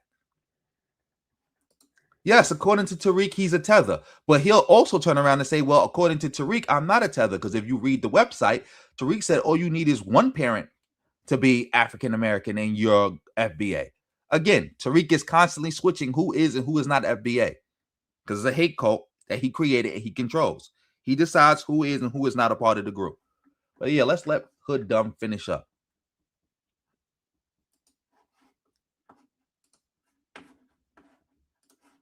These niggas think America is a fucking playground. They think America is a fucking daycare. These immigrants think America is a fucking daycare. What y'all think this is? Babies are us? Anchor babies are us? Drop off a kid? The fuck? Talking about some illegal immigration is okay. Yes, my friend. Yes, my friend. Yes. Come to America. Come to America. It's okay. It's okay. You okay. You okay here. It's okay. See how when they get into office or these seats, they look after each other. Their first agenda is them, not the people who've built America, not the people who are the original people of those. You're right. Mighty One is strong. I feel that way, but I always say Brooklyn is the most Caribbean place outside of the Caribbean. Like, it's the most Caribbean place outside of the Caribbean. Shout out to everybody in the building. communities who built the city, their agenda firsthand is other immigrants. That's who they look after. They don't look at Black Americans as people who are the same as them. They look after themselves. Right. It isn't perfect, but it exists. And it is one that if we accept as the process by which we want to engage with these issues, right? The issues of harm, issues of criminality, or what have you, then we need to make sure that it is one that isn't also discriminatory on the basis of where people were born, right? To subject someone who has committed a crime to both a criminal system and then additionally to an immigration system that also detains them in the very same facilities that people who are convicted of criminal convictions are also held, right? Yeah, nigga, because hopping over the fence is illegal. We got borders for a reason. The fuck you think we got borders for? Yeah, they're being locked up with the same people who commit a crime. What? Exactly. He just like street media, another dummy sitting up here who's not even FBA, meat riding FBA. Can't make this up. The fuck you think entering somebody's country is? I can't get on a boat from Florida and just ride into Cuba. It's close, but I still can't do that. I can't just. I knew he was from Florida. I knew it. Ride into Puerto Rico. Can't just ride. Well, I could ride into the Bahamas. Well, even the Bahamas still got places that you can't just pull up. Matter of fact, leaving out of Florida shit. I can't go to Mexico and do that shit. The mafia gonna be waiting right there for my ass right when I hop that fence. So I'm not understanding how this is not a crime, but I understand what she's trying to do. It's group economics and they're playing team ball. The Haitians do it down here in Miami. They look after each other. They get into these political seats and then they set up these little shops for them specifically. They don't do anything for Black Americans. They do something specifically for Haitians, and they umbrella it. My bad. We gotta speed you up, hood dumb. We speeding you up, and we about to get off this because again, we're gonna let the sister talk a little bit more, but otherwise than that, we getting off this. Once you finish covering what she's saying, we off this. They cover it over the term Black. We as Black people, but you did something specifically for your ethnicity. Immigration doesn't do anything for Black Americans. I don't see how I benefit off of it. I don't see where. Immigration is definitely a benefit because the Black community in America is shrinking. Most of our growth is coming via immigration. Like every year, the native Black American population is getting smaller and smaller and smaller, but the Black population total is growing. You know how that's happening? Because of immigration. Definitely a benefit. It helps Black Americans. Half the time, these people don't even know our history or what we even built in America. So how can I trust that you're going to look after me when you don't even know my history in America? You don't know what you're looking out for if you were looking out for me. You don't know my history. A lot of them are very ignorant, or they know and they choose to still look after each other. And then deported. And all right, let's slow it down again. So, because sister talking. Ripped away from everything they know and love. That is also punishment. And that is punishment not on the basis of the crime they committed, because they already served their time when they were processed through the criminal system. It is double punishment. And if we truly believe that double jeopardy is something that is unconstitutional, something that is unethical, something that is against. All right, that's enough. This is why delineating is so important. Someone said, write a letter to them FBAs and seats. Nah, we just delineated from niggas. We're going to keep smashing all y'all. Yeah. Exactly. They never bring that up because, again, the majority of waves of immigrants we ever had in this country all come from American wars overseas. Remember, since she's Dominican, when did we get the first big, true, like, pop off the modern big Dominican wave? When America invaded the Dominican Republic during the Vietnam War. Most people don't know that. I think it was during the Vietnam War. America had also invaded the Dominican Republic, and that's how we got a lot of these Dominican immigrants here. Just like America's war in the Philippines, that directly led to us having a Filipino population in America.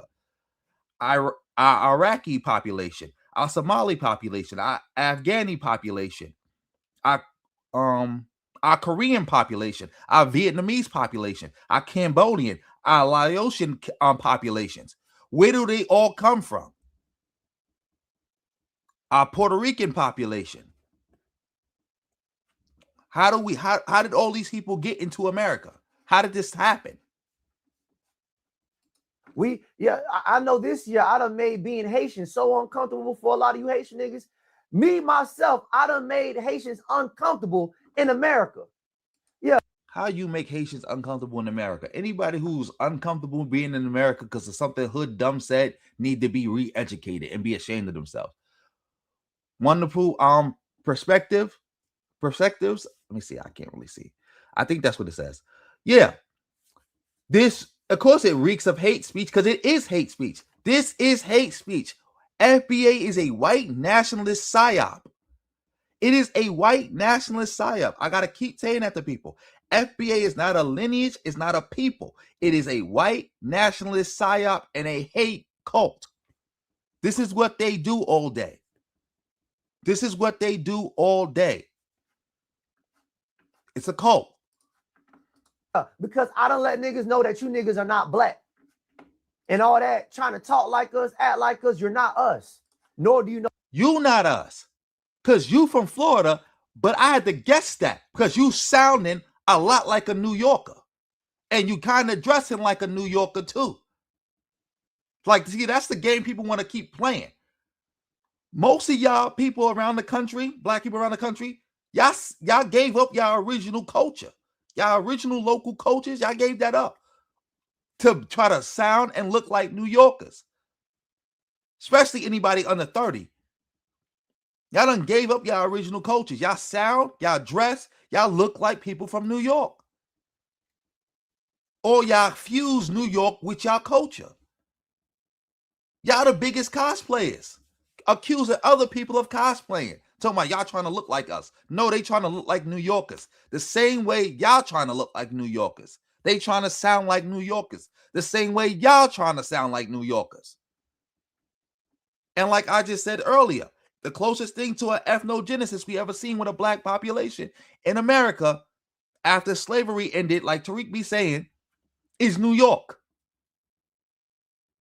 We different from the rest of y'all in New York. In New York, we different from the rest of y'all around the country. Which y'all trying to sound like us. Y'all trying to talk like us. Again, 75% of what people think as blackness and cool that people trying to copy all around the world comes from New York. So I don't know why with all this cosplay and talk that people outside of New York is talking about. Our history. I don't gotta write a letter for shit. We letting niggas know right now when it comes to politics, you are not us. You may look like us, dress like us, put goals in your mouth, do all that, whatever. That's not your culture. Putting goals in your mouth was popularized in New York, and it came to New York via West Indians, because that's what they was doing. Culture, and you're not us, and you're just using our culture to blend in. While you talk shit and look after your own people, your agenda is your people first, as it should be. Look, I'm not mad. Dominicans, Haitians. Yeah, we getting off hood dumb, but yeah, that's a fact.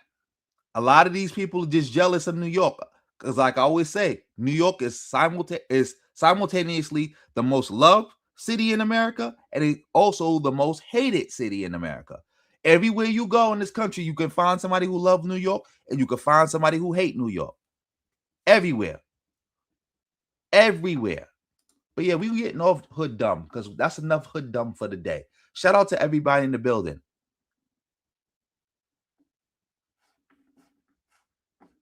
Shout out to everybody in the building. We got to move on from this.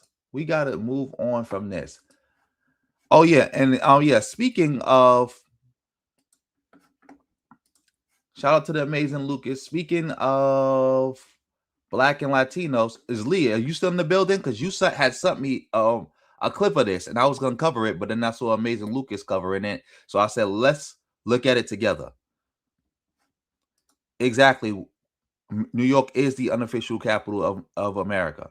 It was the official capital of America at one point. Now it's the unofficial capital. But yeah,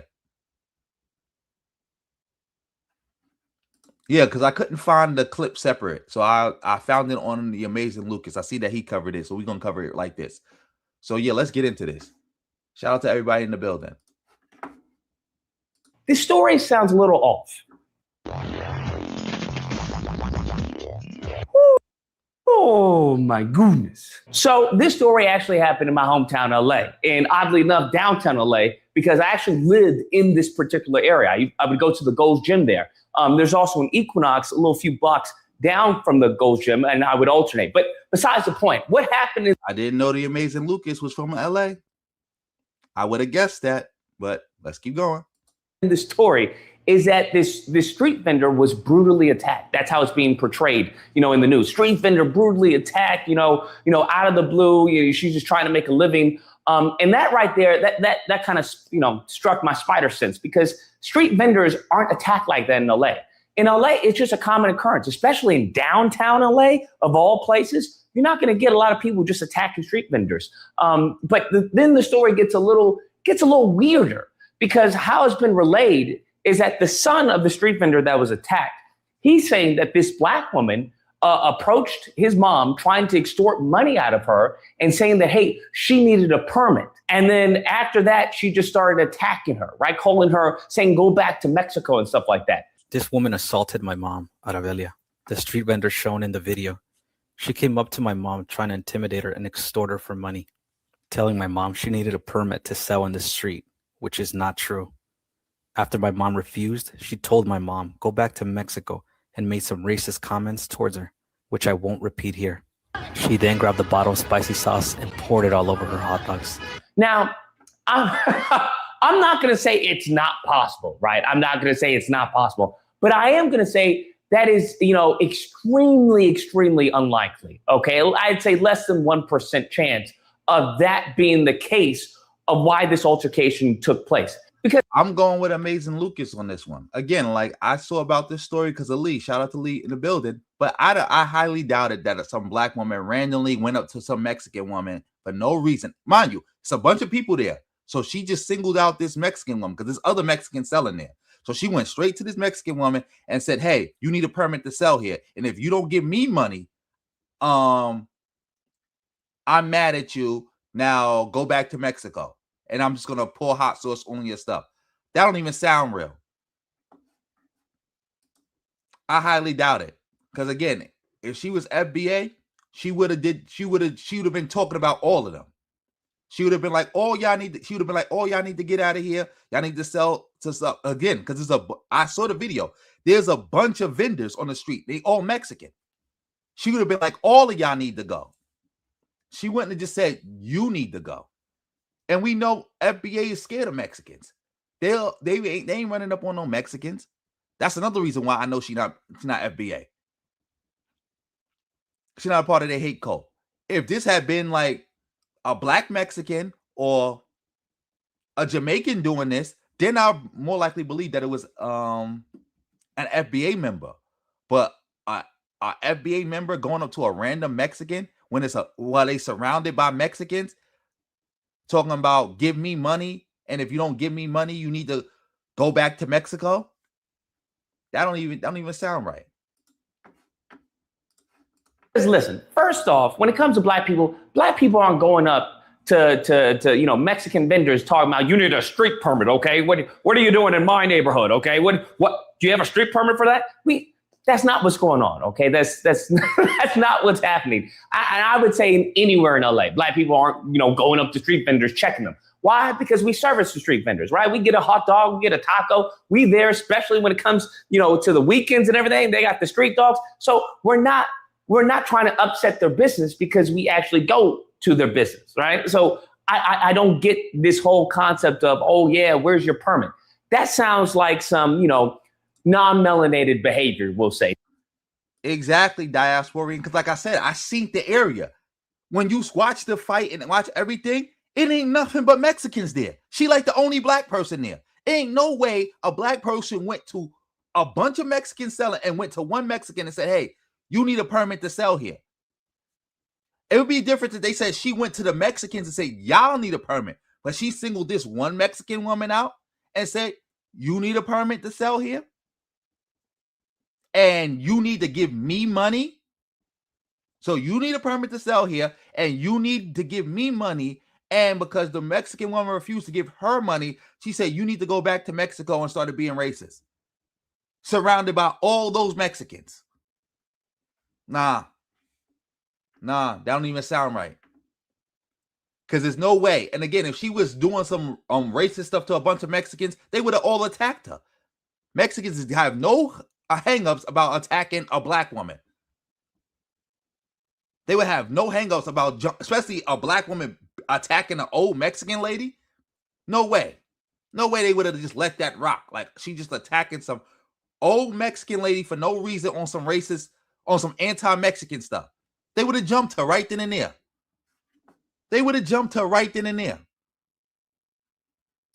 Exactly. They would have jumped her right then and there. No way. I'm not jacking that. Especially in LA. That's what that sounds like. But that's what he says. And then to say to go back to Mexico, that's also just, spider sense, off, ringing. It just doesn't align with the typical black American out here in LA. It just doesn't align. It doesn't fit the MO. Exactly, mighty and strong. What black person is walking around trying to shake down Mexicans in not just California? We talking about LA, downtown LA at that. Like I said, you watch the clip, she's like literally like the only black person here. It's just nothing but Mexicans.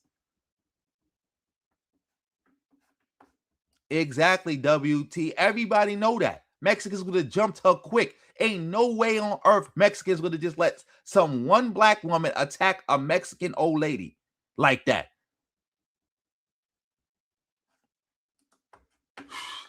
Just be making stuff up. Of that. So when I heard that, I was like, something. There has to be something here. Because usually when there's any type of, altercation, dispute like that, it's usually over little stuff, right? You ask for a little more hot sauce and they tell you, it's going to be extra. It's like, bro, just give me a little more hot sauce, man. You didn't put anything on here. No, it's going to be extra. It's like, bro, give me a freaking bottle, right? Or something like that. Or, polo, they say polo, you ask for, a casada or whatever, chicken versus, I forgot, was it steak? Chicken versus steak, whatever, and they get the order right, like, no, I don't want this. Something like, right? There's usually like a language barrier in like communication for your order or something like that. That's usually where the most, disputes come from. But from like, hey, do you have a permit? Huh? You got a permit? Yeah? No? You need to go back to Mexico, okay? Not likely. I lived in LA my whole life, bro. I know LA very much, all right? No downtown LA. Not likely for this to happen. But let's say the benefit of the doubt. Okay. Then we get into the whole altercation. The black woman seems to be pouring hot sauce on the hot dogs. And then the Latino woman, she like douses her with some type of powder. And that's it, right? You've asked for, for a can of whoop ass. That's what you ordered, okay? You Uber Eats a can of whoop ass. Damn. That being said, that you had this Uber Eats dude who was like, hey, maybe she was, had mental health issues because she seemed hot and cold, right? One time she was remorseful and the other time she would flip. Gutierrez says the woman appeared to have mental health issues or be under the influence given her bizarre behavior. She seems to be going between like different moods almost is what I saw, where she seemed apologetic at times and then would go back into that rage. I'm like, okay, that's more consistent with down. Yeah, that sounds like she probably was on drugs or she's just crazy. So again, I doubt this was anything racist or something like that because again, like the guy just said, like she sound crazy. That's another reason why I know the son is probably making something up. Because again, if it was like he was saying, they would have just jumped her. It had to be like, all right, she's on drugs. All right, this lady is crazy. It had to be something else. It couldn't have been no anti-Mexican nonsense. Downtown LA, you got a lot of mental health people down there, but they're usually very docile. I haven't come across any aggro or a highly aggressive person that is just going to attack a vendor like that. I haven't come across it in that, like I said, I'm born and raised in LA, bro. But it didn't seem like she was off her rocker. It seems like there was something that happened before, some level of disrespect. I don't know what happened, but clearly there was some disrespect because she's showing disrespect by pouring hot sauce. Oh yeah. I did a little research into this story, by the way, and they said that the black lady, she's actually, I forgot to bring this up, she's actually half Jamaican, half Puerto Rican. And she said the Mexican lady said something slick in Spanish that she didn't know that the black lady spoke Spanish because she half Puerto Rican. I heard that somewhere. I don't know if that's true. I didn't look into that claim, but I heard that's what popped this whole situation off. And that sounds more likely. That's why nobody jumped in to help her, because she probably said something crazy in Spanish, and then that's why they started going at it.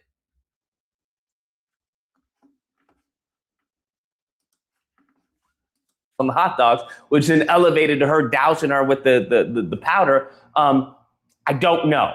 But I want people to understand this is what I'm not saying, because I know there's gonna be people like, so you're justifying this, Lucas? Huh? You're just taking up for her because she's black, isn't it? No, that's it's not what's going on. Calm down, little Timmy. Obviously, her reaction is is egregious, right? Her reaction is pretty insane. Like you put hands on an old woman like that, and there seems to be a reoccurring thing with a lot of these stories, which is, hey, you need to understand that not everybody is going to react the way you want them to react. Because it reminds me of the whole like Jim Carrey skit where he's like, okay, hit me. And she goes and hits him. And he's like, no, you have to hit me like this. Like a lot of beginning students, you attacked me wrong. And I think that's what a lot of people are expecting. They're expecting someone to, retaliate, in a manner that's comfortable with them. And that's not always the case, bro. There are people who will put hands on you and they don't care if you're elderly. You show enough disrespect, you put hands on them, God forbid, yeah, you're going to be in trouble. You're going to pizza when you should have French fried. And the same thing happens to kids. Heck, I've already covered stories where we see this when it comes to law enforcement, how they treat, white kids with a gun and a black kid with a toy gun. So when we talk about Tamir Rice. So there are adults like that out of uniform. They don't care, if it's a kid. They'll put hands on them. So you have to be wary of your surroundings and understand that not everyone's going to respond in a proportionate manner. It just is what it is. He's out of line, but he's right. So in this case, yeah, what she did is crazy for an old woman who can't defend herself. But you also have to take that into account when you go and douse them with powder. All right. I'm just letting you know. What they have done since is they've done a GoFundMe. She's raised over $100K. So there's a benefit of that. One thing that irritated me is that the son was talking about, oh, it's completely legal to vendor on the sidewalk without a permit. No, it's not. No, it's not. No, it's not. In LA, you can't vendor on the sidewalk without a permit. We actually had that not too long ago where they did a crackdown in downtown LA. It was crazy. It was right by where I was living. They did crackdown. They cleaned up the whole street. They're like, you gotta go. So no, it's not legal to do what she's doing in LA without a permit. But the point of the matter is that, it's so frequent and so everywhere. It's ubiquitous in LA that, the police usually turn a blind eye. And, most of the police are Latino anyway. So they're going to, hola, está bien? Oh, yeah, I just looked it up. It does say that the black woman who did this, she did say when they asked her why she did it, she said because the lady refused her service. And she said that she was refusing her service because of her race. So she said that the lady did something Mexican, or a Mexican lady did something racist to her first. And that's why she poured the hot sauce and stuff on her food.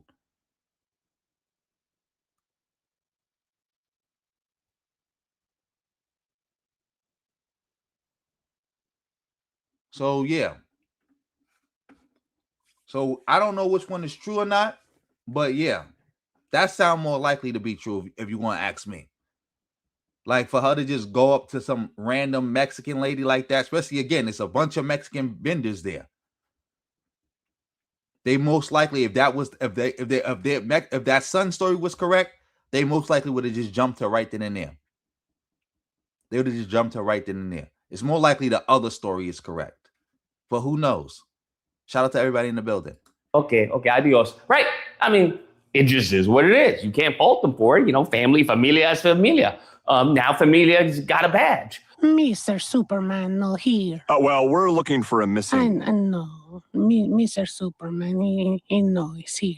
But yeah, I think the story, I would like to know what caused this. Not that that's justification for what she did, for the assault, but I'd like to know the truth. I think is that so much to ask for, Brett? Instead of these narratives, because we're obviously painting a narrative here. A black woman attacking, hardworking Mexican who's just trying to earn a living and threatening them, telling them to go back to Mexico. I'm just like, I don't know, man.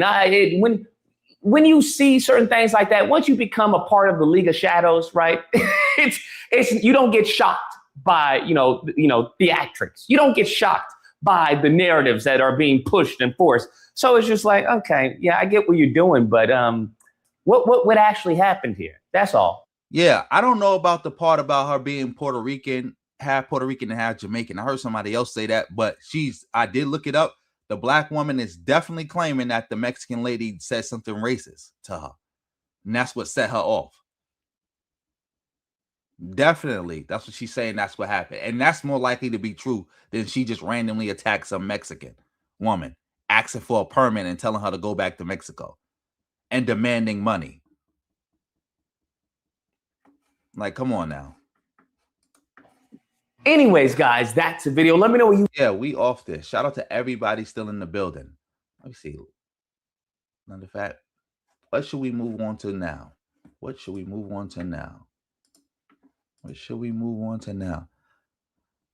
Let's look at Dennis Spurling. This bozo. Shout out to everybody in the building. Let's see what he got to say. I don't know what this video is about. I don't know how I found this video, but let's get into this.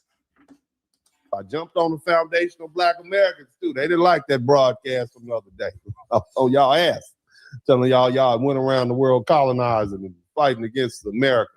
Y'all didn't like that. Y'all didn't like the fact that y'all had to learn we fled down to the Bahamas and Jamaica and Trinidad and Nova Scotia and then over to Sierra Leone and later on in Liberia. You didn't like none of that, huh? But see, that's why I'm who I am. And again, I just sat up here and explained to you all that I'm free enough to say what the hell I want to say, and I got the facts to back it up. Now you can deal. Oh, Dennis Spurling is beefing with FBA. I got to find out what stream he referring to. He's beefing with FBA right now. He's beefing with FBA because he's talking about how FBA was fleers because there's African-American diasporas all over this world. Oh, man, we got to find that stream. Shout out to everybody in the building. Deal with it because you need to deal with it because other people are going to bring it up. The more politically savvy you become, people are not just going to allow black folk to sit back and play victim and blame everybody else without us having to accept responsibility for some of the stuff that our bloodline did. I'm just going to keep it 100.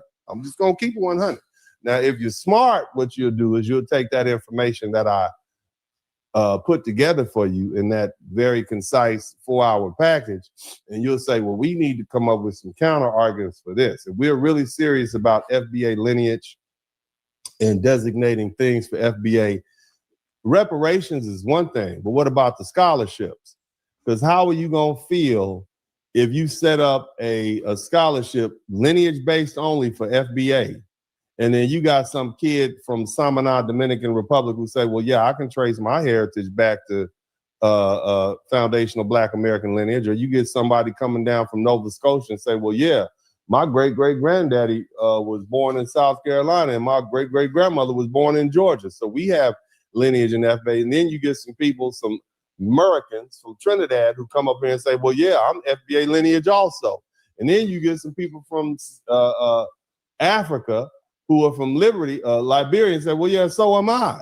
And then you get a bunch of people from the Bahamas and say, well, yeah, after the War of 1812, all of our people moved from Georgia and South Carolina and came here. So that's why I'm trying to explain to you that FBA lineage needs, if you want to get it right and define it one time without having to deal with a whole bunch of litigation then you're going to have to do it right the first time. Your legal definition has to account for the fact that there are foundational Black American people of foundational Black American lineage in Vietnam. You think them brothers over in Vietnam were just over there messing around, dropping off babies?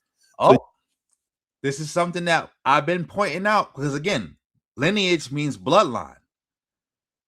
We pointed this out, and Tariq would always say, oh, no, it's not. No, it's not. Because, again, Tariq just uses words that he doesn't know what they mean, and he doesn't care what they mean. And because FBA is a hate cult, Tariq gets to make up terms on the fly. Like, how many times have we called them out for using terms wrong or saying this or saying that or saying, well, if you said this, if you're saying A, then also B has to be true. See, this is what happened, Dennis Spurling. You trying to interject some intelligence into a hate cult, and now everybody's just going to call you a tether. And now everybody's going to say, well, you trying to muddy the waters with the lineage. You don't know what a lineage is. You don't know what you're talking about, even though what you're saying right now is 110% facts. Because if you're calling FBA a lineage is what? A bloodline. And it doesn't matter what invisible line on the map you was born around. Just like when Tariq was saying Drake is not FBA. Again, he was saying that the clout chase behind a song, they not like us. When if Drake is not FBA, then FBA can't be a lineage.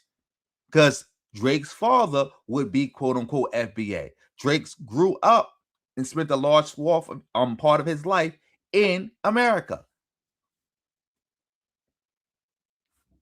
Like, he spent the majority of his life in Canada, but he spent a good amount of time in America with his father.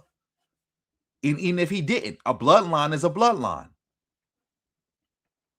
But let's keep this going. You are going to have to make sure that definition, that legal definition, is lineage-based, but also continuing presence in the United States.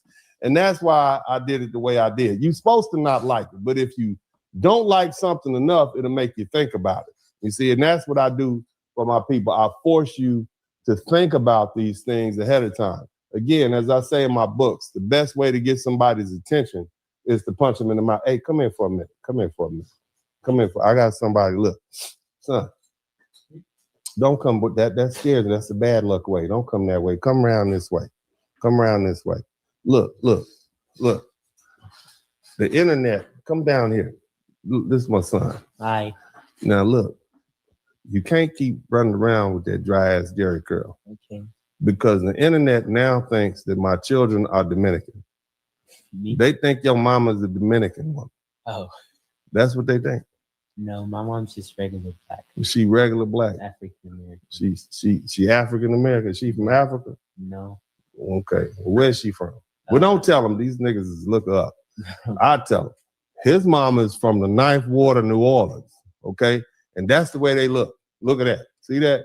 According to Tariq, New Orleans people are really Haitians. And like he said, Louisiana is a Caribbean satellite. So keep going. Now, on this particular case, in my opinion, he get his hair from me. See how that is? If I put a little water on it, it'll look just like that, curly. It ain't gonna be like that. That's a dry ass 1989 Jerry curl like that. That looked like you was sleeping on the pillow on both sides, okay? But I just want everybody to know that he told you that you or your brother is either one of your mom, because they told Dennis his mom. Oh man, yeah, you're right. Hood Mistress brainwashing his son. His son got it right, and now he here getting it wrong. Can't make this up. Can't make this up. Mama was white. No. And y'all got the same mama. And now they're telling you that your mama is Dominican. Okay, that's what they told. That's the internet. That's what the internet said. And the internet told me my mama was white too. Oh. They told me Gloria Jean was white. Goddamn. The internet is, I mean, I'm just saying. But you gotta do better, man. They think you're a Dominican. Oh. This nigga, I mean, this young man is too big to be a Dominican. He's big as hell. Show him your baby muscles. Show him your look. Look at him swole out there, boy. Look at him out there swole. I wish you better, you know what? Let me tell you something. Come back down here. So we was over in 5th Ward at the church. Oh man, we not doing this. I don't know what this is about. I don't know what this turned into. We came out the church. I'm speeding this up. Shout out to everybody in the building. We speeding this up. We not. Matter of fact, I'm skipping past this. Raw. You remember why I did that? Yeah, to like get us accustomed to our culture. And why is that? So we could like communicate with other people better. D is not. You know, I got a picture. They don't believe, and I should be doing my show, but you distracted me since you came down here making all that goddamn noise. Do you have any photographs like this right here? Do you have any? Let me see if you have any. Do you have any photographs like that? No. Do you know who little big head boy that is with the thumb in his mouth in the middle? That's you. That's me. And this badass black ass Davion. Have you ever? Let me see something real quick. Oh, okay. That's probably why people think his son is Dominican, because his current wife is Dominican, by the way.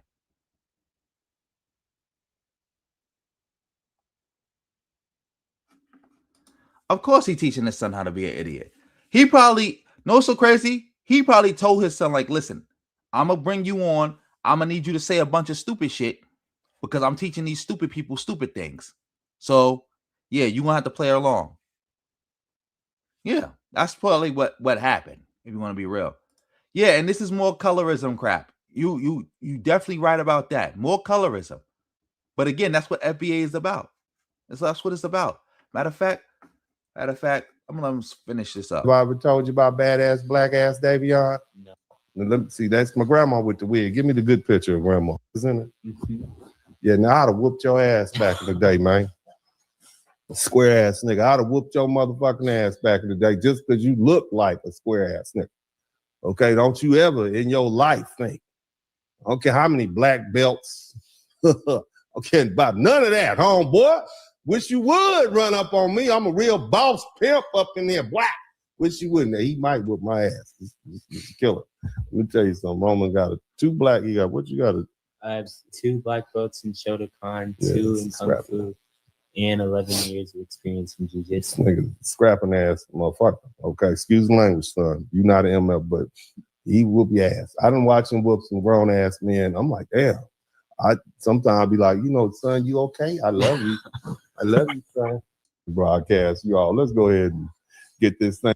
Yeah. That was crazy. But yeah, I don't know why he just went off on that weird ass tangent. But let me see something real quick. Let me see if I can find this real quick. Shout out to everybody in the building. Since he want to talk about his family being from New Orleans and he want to be a Tariq Nasheed meat rider, let's see how he feel about this. Shout out to everybody in the building. Let me see. Am I? Dang. I can't even get to my screen. Let's get to this. This guy's a bozo. A dweeb. He's a dweeb. Let's see.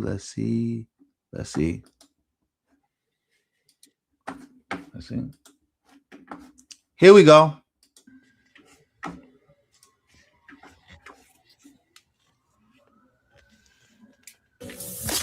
You dig? Somebody said New Orleans had twerking, but remember, New Orleans, that was a satellite for the Caribbean too. That's a major satellite for the Caribbean because of the French. You dig? So we're calling.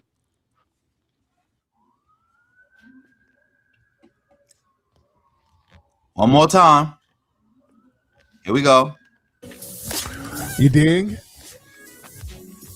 Somebody said New Orleans had twerking, but remember, New Orleans, that was a satellite for the Caribbean too. That's a major satellite for the Caribbean because of the French. You dig? So we're calling. As you heard. So Dennis Spurling, you're not even FBA. So we can get you up out of here. You're not even FBA. We don't need to listen to you non-FBA, to you talk about FBA, especially when you a non-FBA bozo. You are wannabe FBA, non-FBA bozo. Shout out to everybody in the building. Matter of fact, I think we can cover one more story before we end it. We could cover this one more story. This is something I just saw. This is the black, I forgot what his name is called. What is he? What's his name again? In fact, let me exit out of post. The Black Conservative Perspective. There we go. This is him attacking back to Africa like a goofy. I don't know how this guy got 1 million subscribers, but hey, whatever. Let's get to this. Why giving money to Africa makes it poor. Oh boy. Oh boy. Oh boy. This is definitely an Asmongold video. Let's watch it. In the last 50 years. Yes, this is definitely an Asmongold video.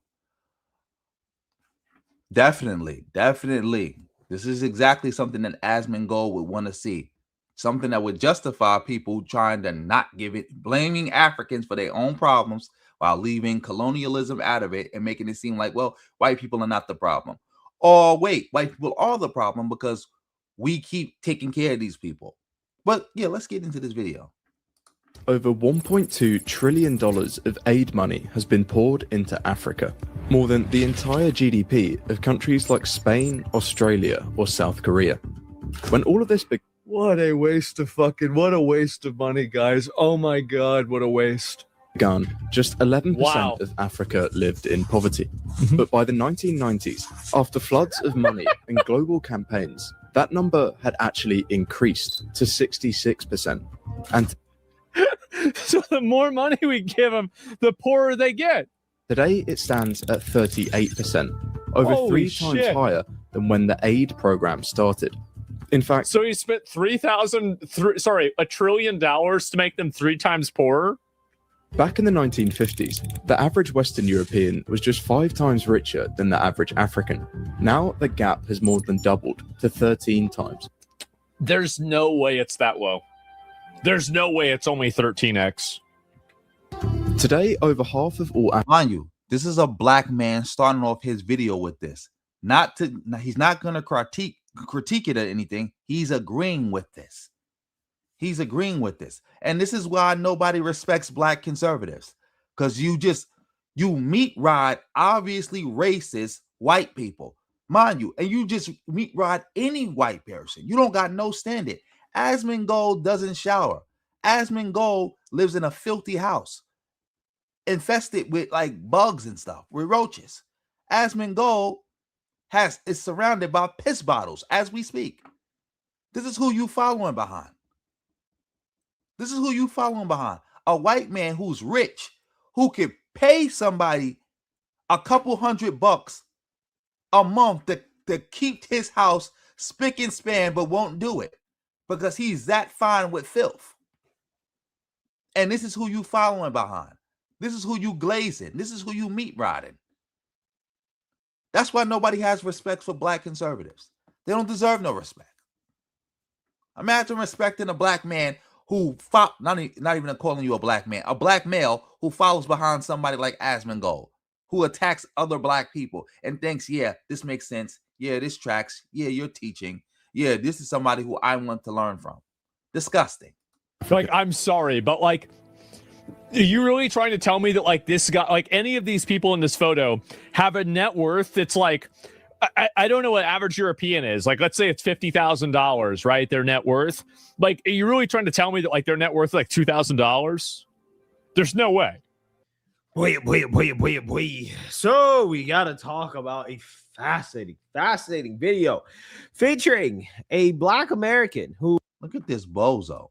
You can't make this up. I want y'all to see his face. Let me take this down real quick. Look at his face. This guy's a weirdo. Total weirdo. And people follow this dude. I know he doesn't have a real following. It's just a bunch of racist white people who just support him because he says a bunch of racist stuff. And they could be like, well, I'm not racist. Look, I just got this from the black conservative perspective. Let's keep this going. Who moved to Africa and found out that the grass is not greener on the other side, right? He found out that the homeland is not welcoming for black Americans, right? Because you have some black people who are saying that Black folks need to leave America, which, you know, by the way, if you think that the white man's oppressing you and you hate white supremacy, then yeah, you probably should, right? I think that that logically is what would make sense if that's what. No, that would make logical sense in a vacuum, but it doesn't make logical sense when you take into account that white supremacy is global. 2, white supremacy has sabotaged every back to Africa movement there ever was. Like people do know this, right? Every back to Africa movement where black people were supposed to move back to Africa in a coordinated manner was sabotaged by white supremacy, to the point where it's now, if you move back to Africa, you're not doing it on your own terms, the way it was supposed to be done. And you got to do it as individuals. We can't do it as a group. And again, white supremacy is global. The white supremacy you're dealing with in America, you're going to have to deal with it in Africa. But you would even have to deal with it more in Africa if you're not careful, if you don't move correctly. But yeah, let's let them keep going. You actually believe. And there's some people who do get up and do it, and they do move to Africa, and they start to realize that living under the white man is much better, right? It's a much. Not true. The majority of people who move back to Africa do not want to move back to America, or they do not complain about Africa. See, this is cherry picking. This is a cherry picking fallacy right here. But y'all will quick to highlight people who say I moved to Africa and I had a bad experience, but you're not bringing up the people who moved to Africa, who's still in Africa, talking about how they have a wonderful experience. You do know the majority of black people who move to Africa don't move back to America, or don't complain about their experiences in Africa. It's just like when people, I saw a video where somebody brought this up, it's so true. When people love to highlight the immigrants who come to America, talk about how great it is and how much success they found in America, but they never talk about all the immigrants who move to America who don't find success. You know, it's more of them than it is of the ones who find success, right? But people will quickly ignore those ones to highlight and praise and platform the ones who say America's the best country ever. Look, I came here with $5 in my pocket and now I'm a millionaire. And it's the same thing you're doing right now.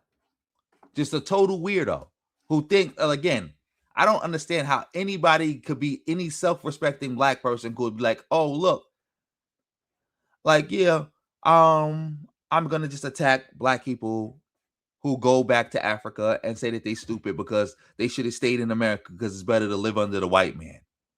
What kind of weak nonsense is that? Like ridiculous.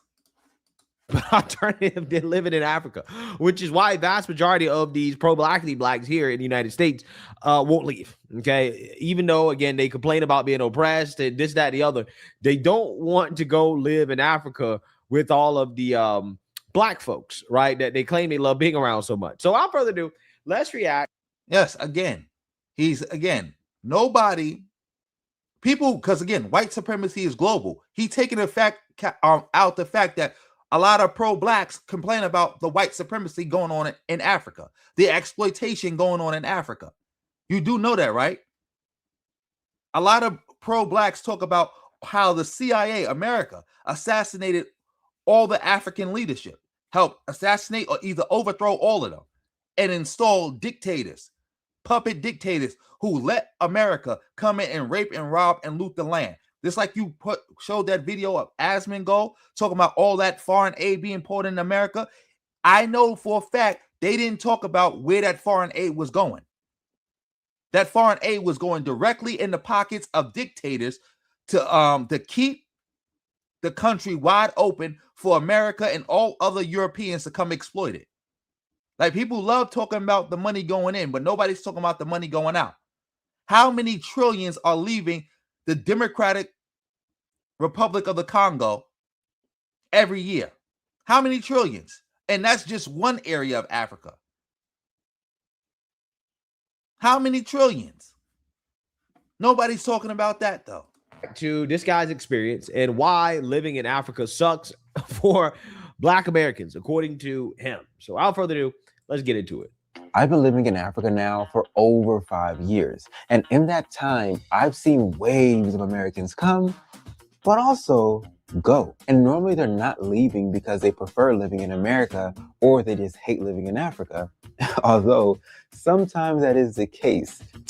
Oh, wait for a minute. Yeah, I don't believe nothing Asmund Gold says that come out of his mouth too. And bro, how you say your name though?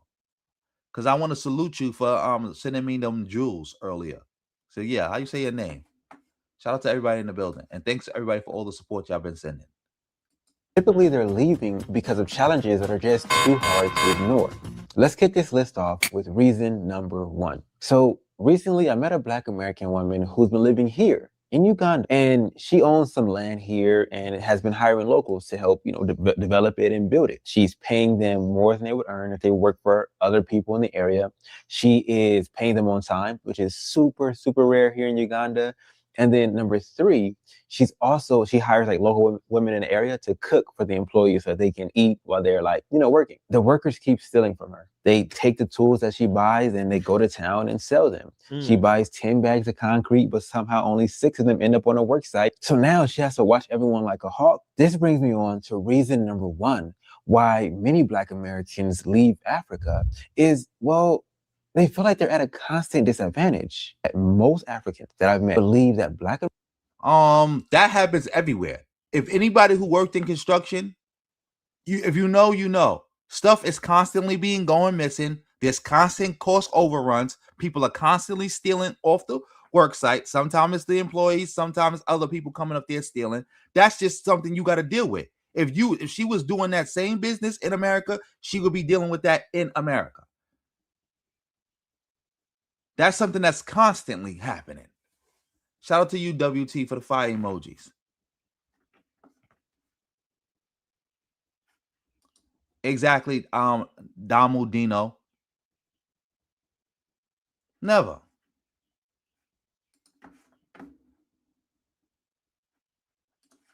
Americans are results of white people and African people breeding together. And Mzungu means like white man. They believe it's perfectly acceptable to lie to the Mzungu, to steal from the Mzungu, to mistreat the Mzungu. And the logic they use to justify this or to make it okay is, well, you have money and I don't. And you see, being an American means you earn dollars, and earning dollars means in eyes of locals, you are rich. Speaking of dollars, So I found this to be so fascinating, right? The irony here is crazy because think about it. What he's saying is that over there in Africa, they basically see Black Americans the way that Black Americans see the white man here in the United States, right? You guys know all the excuses they make for why is it okay for Black people to commit crimes? Why is it okay for Black people to murder? Why is it okay for Black people to steal, right? To loot stores, to do whatever Black people want to do, right? Regardless of the law.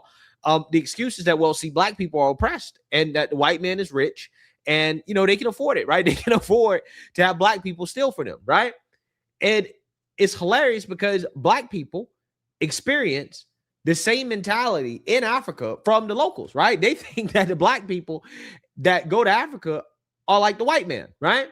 That Black Americans are a result of breeding with white Americans, right? White people and Black people breeding together. And therefore, Black Americans are basically considered white to be quote unquote rich. And because they're rich, right, it's okay to steal from them, right? And that makes it harder for Black Americans to go to Africa and to start a business or to establish any type of legitimate infrastructure, anything like that, because you get stolen from. You get stolen from. And it is likely in Africa that there's not that much that you can do about it, right? To be honest with you. So it turns out there's no racial allegiance in Africa, right? Not to Black Americans because we look alike, because we got the same skin color, whatever. They're like, nah, you're a foreigner, right? You're a foreigner. You're not from here, right? You're not one of us. So therefore, it's okay for us to scam you. Again, it's just pretty funny how that works. But yeah, I mean, essentially, Black Americans are trying to establish that type of society here in America. Right. And we can see where a lot of these people get. Why this nigga keep giggling like a little hoe? And on top of that, again, this is just one person. This is just one person. Like again, I'm with you on this one. diasporian. I just feel like this is just mainly lies. And even if there is some truth to it, this is not universally true. Because like I said, the majority of people who move to Africa stay in Africa. The majority of people go visit Africa and come back don't got no complaints about Africa. Like, I think he's blowing this out of proportion. No, I don't think. I know. But yeah, let's keep this going. Get it from Egypt, a country I lived in for over 3 years. I have residency, I have a national ID, I got a motorcycle. I could go back to Egypt right now today and be overly sturdy. But where I am right now in Uganda, I'm doing that whole tourist visa nonsense that I just told you about. Now, why would I leave residency to come deal with the tourist visa nonsense? Enough said. But I really do hate all of that like tourist visa nonsense. And so I decided to have a sit down conversation with a high profile immigration lawyer here in the country. And the biggest takeaway from the meeting is that I qualify for one visa, which is the business visa, and it comes at a cost of $7,500. Now, that same week that, we had the meeting, as I'm thinking through, what do I want to do? We had a 16-hour power outage in my area. So that brings me on to reason number 3, why many Black Americans decide to leave Africa, and that is there are better options. You see, of course, I'm not going to pay $7,500 for a piece of paper that lets me stay in a country that doesn't even provide me with stable electricity. What you end up doing is you look for other options in other countries, and you find that there's way better options. For example, in Paraguay, all I have to do is go there with a birth certificate, go there with a background check from the FBI, and they're going to issue me a 2-year temporary residence permit. And after those 2 years, I get a 3-year residency permit. And after those 3 years, I'm able to apply for citizenship. If you want to get citizenship in Africa, you basically have to figure out how to walk on water, because you need to be doing miracles. And to make things even crazier is like, with these places that are offering you easy residency, easy citizenship, the malls are nicer, the roads are nicer, the quality of life is better. You can fly around the continent of South America for $50, $100 from country to country. The truth is, I'm in a very unique position in life. Yeah. So basically, what this guy is saying. Yeah. So basically, this guy is just basically a tour. Somebody who's basically here to sponsor. I'm not saying being sponsored by. Probably being sponsored by some Latin American country to sit around and promote Black people go move to Latin America and bring that American dollar to Latin America and leave Africa alone. Because I'm pretty sure he's probably sitting in Costa Rica right now, or in Colombia, or Paraguay as we speak. So yeah, this might be him saying like, yeah, y'all need to come leave Africa alone. There's nicer places. Like all that money y'all spending in Africa, you could go get more bang for your buck right here in Latin America, right? You could get more bang for your buck in Egypt, right? Yeah, go to Egypt. Don't be visiting Ghana. Why visit Ghana when you could go visit Egypt? With this reason is that Africa lacks the infrastructure, aka it is a shithole, right? And they basically make you jump through hoops in order to live in a shithole as a foreigner, as somebody who is looking to invest in Africa or to stay there for a long period of time. They make you jump through hoops in order to actually stay.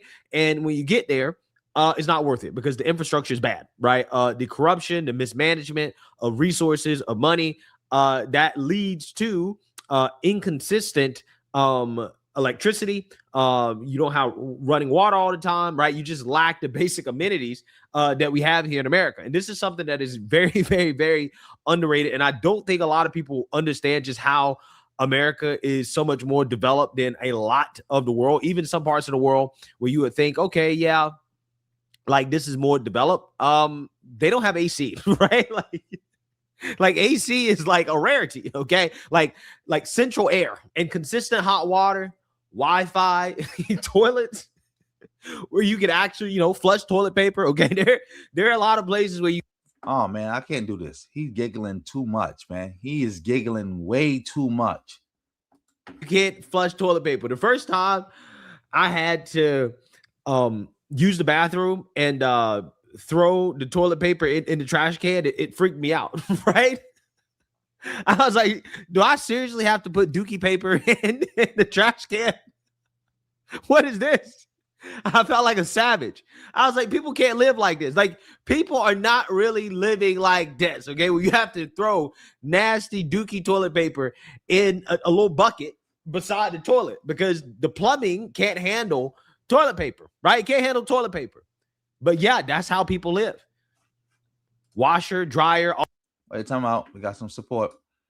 Shout out to JP Perkins in the building, coming through with the 5.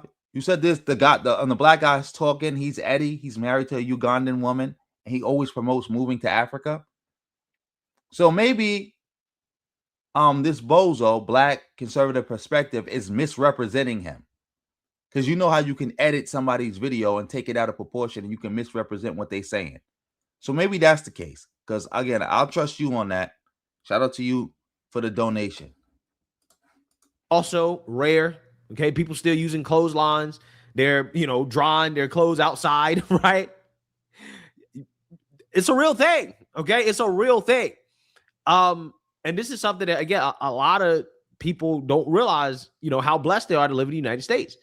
And the fact is that even some of the poorest parts of the country, we have these basic things like central AC, internet, consistent electricity, running water, hot water, right? I mean, a lot of people really take this stuff for granted.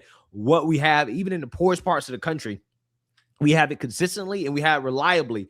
In most poor parts of the country, we have these basic things. But in some countries, and I guarantee you it's a lot of these African countries where this is true, yeah, you can live in the middle class or even the upper middle class or rich parts of the country or the town or whatever, the city, and you're still not going to have consistent electricity. You're still not going to have consistent internet, consistent hot water. You're still not going to have those consistent and reliable basic amenities that we have here in the United States, even in the poorest parts of the country. And that's why a lot of people don't understand. They really don't realize that when you go to a place and you live there for an extended period of time, I'm talking about like longer than a couple of months, right? You really get to understand how people live. And as somebody that has money, right, as an American over there, you can't escape some realities, okay, of just bad, shitty infrastructure, right? So that's basically what this guy is talking about. So imagine you have a savings account and you check the balance one night before bed and it says $10,000 in it. Okay, not bad. And then you decide to check it again at the end of the month. You haven't added anything to it, but you also haven't spent anything out of it. So you're expecting it might be just a little bit above 10K because, a little interest payment should have hit. But when you check the account, however, you only see $6,700. Your heart's going to drop. You're going to ask yourself, well, where the heck did all my money go? You see, the Americans over in Ghana didn't have to imagine that scenario because that's practically what happened to them. In April to May of 2025 over in Ghana, the exchange rate completely flipped against those who held US dollars. And so overnight, everything became 30% more expensive. That's why my reason number 4 why many Black Americans leave Africa is that sometimes Africa gets too expensive. Now, sometimes the exchange rate changing is only a temporary thing, but other times it's permanent and continues. Okay, so y'all saying that, I'm starting to look at the comments. So some people are saying that Eddie here is just talking about some countries. He's not talking about all countries. And some people are saying, yeah, he just giving his experience, the good and the bad.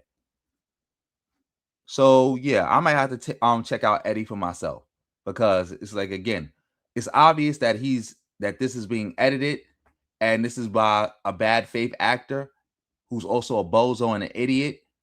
So it could be that he's just highlighting all the complaints he's doing and none of the good stuff he's saying, just to try to make Africa look worse than what it really is. Because again, as far as I'm hearing, he's not saying all of Africa. He's naming certain parts of Africa, like he's talking about Uganda. But yeah, I got to look into this more myself. And some people are saying that he's definitely a bozo. So we got to look into this. I got to look into this. Shout out to JQ Perkins for sending the 5, so I know who this guy's name is. He's Eddie. So I'll look him up. Thank you again for the support. Let's go. Used to get worse. And so many people have like this false concept that Africa is cheap. And Africa is only cheap if you're going to live like a local. But for those of you guys who are watching this video on your 55-inch TV screen or your brand new iPhone, you're not ready to live like a local. And so Africa will not be cheap for you. You're not ready to not have a hot water heater in your home. You're not ready to take showers with a bucket. You can't stomach eating these same 5 foods in very similar combinations every single day. You're just not cut out for it, and neither am I. And so what happens is, in many cases, when people start seeing their cost of living, the cost of food, the cost of rent rising too quickly, most of the time what they actually do is go to a place where they're able to earn more money. And a lot of times that place happens to be back to the States. And so I get one question a lot, which is like, can I move to Africa on Social Security? Can I move to Africa on fixed income? My answer is always yes and no. Yeah. So this point right here is also an underrated point, which, you know, as Americans, generally, we don't have to really deal with this problem that much of having unstable currency because the dollar is the world's reserve currency. So, you know, for us, you know, our inflation is nothing compared to the inflation or deflation that occurs in other countries. Like, for example, what this guy was just talking about, what happened in Ghana. Their currency actually appreciated sharply against the US dollar because of the rise in gold revenue, okay, plus central bank intervention. And what happened was that because their currency appreciated against the dollar and what it was able to purchase in Ghana dropped, okay, significantly in a short period of time. And because of that, if you're a foreigner, okay, you're saving in US dollars, your cost went up quite a bit, right? You lost a whole lot of purchasing power almost overnight, okay, very, very, very quickly due to the fact that the currency of that country is unstable. And if you can't pay for things in US dollars, but you're saving in US dollars, then you're subject to the swings in either way, right? In either way, whether that be the local currency appreciating very quickly or depreciating very quickly, doesn't matter. It's the fact that it's not stable. It's not economically stable. And when you have economic instability, that also can lead to political instability, the crime getting out of control. It can lead to unrest, chaos. Again, you already talk about the infrastructure not being reliable. These are the things that you generally have to worry about, right? So again, I don't find it surprising that these people move to Africa and they find out, oh, wait, the grass is not green on the other side, right? Just because I'm black in a country of no white people, that did make my life better. In fact, living with the white man actually was a lot better, right? Nah, we can't do this. He giggling too much like a little hoe. He giggling too much like a little hoe, and he's repeating himself. Now you about to just glaze the white man? White man's country is more civilized, right? Even the off-white countries. This guy was talking about how, oh, you can go to Paraguay or, you know, some of these countries in South America. It is, you know, it just is better, right? It makes more sense. You can travel easier. The infrastructure is better and they make it easier to move there. Yeah. Those countries, at least compared to Africa, seem to have their stuff together, right? A lot more. So I'm just saying that ultimately, you know, people. Exactly. Like how many people are there's people dying right now all throughout France because they don't have ACs. Like it's people, not just France, just all throughout Europe dying because they don't have ACs. You're right. He's definitely glazing white supremacy for coins, but he actually believes this. I truly believe he actually believes this. He's actually stupid. He's actually a white supremacist glazer, and he believes it. He's not just doing this for money. If he didn't get a dime, he would still be talking like this. You can tell by the way he looked. He would be talking like this even if he got no money. If he got no money. Like, this is just ridiculous. Like, all this hate for Africa? Like, really? Move over to Africa and they find out the grass isn't green on the other side and they have to move back. And, you know, unfortunately, people have to get what they ask for in order to realize and appreciate what they have, right? People do not understand how blessed they are to live in the United States, to live in a country where we have all the basic amenities, even if you're poor. For the most part, you're living a lot better than people in some of these other countries. And it's just a shame that we have so many people, particularly a race of people, right? Black people who don't seem to appreciate that, right? They don't seem to appreciate the fact that, hey, you're lucky, you're blessed that you were born here in America and not in Africa, right? And that the best place to be Black in the world is literally in America. So for as oppressed as you are here, it is way better to be oppressed here under the white man than to live in Africa, where there aren't as many white people, right? Or there are way less white people, where the white man isn't running everything, and be the average person there. It's not good, right? It's not a great experience, even if you go as a foreigner, okay, with US dollars.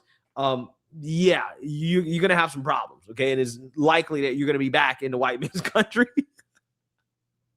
So hey, who knows? Maybe one day Black Americans will go to Africa and build Wakanda, right? They'll build it up, right? But I highly doubt it. All right, that's enough for this bozo. That is enough. Matter of fact, the video got 5 seconds left. I didn't even know that. So yeah, let me know what you guys think. Make sure you like, comment. Bye. That's enough. This guy's a total bozo, total dweeb. Like you, like think about. Like I can't imagine. Like even let's say, for example, I knew for a fact he was grifting and he didn't really believe this. I don't want money that bad. I don't want money that bad that I gotta get money like this, where I gotta get money sitting around glazing racist white people and having racist white people donate and give me money. Like I don't want money that bad. I don't want money that bad. Like I'll work at McDonald's. That's way more dignified than this. Way more dignified. Way more dignified. Like you can't make this up. Way more dignified. Way more dignified. Shout out to everybody in the building. Yeah. Matter of fact. Yeah, shout out to everybody in the building. I think we was about to get off this. Because it's like, yeah, I don't know. Matter of fact, we could probably do one more video. One more video. Shout out to everybody in the building. I just saw this. Tariq is supposed to be educating a confused Pan-Africanist. Let's see this. Let's see this. Mr. Greatness, hop on, Mr. Greatness. Man, what's going on, brother? How you doing, Greatness? You good? Yeah, I'm good. I'm good.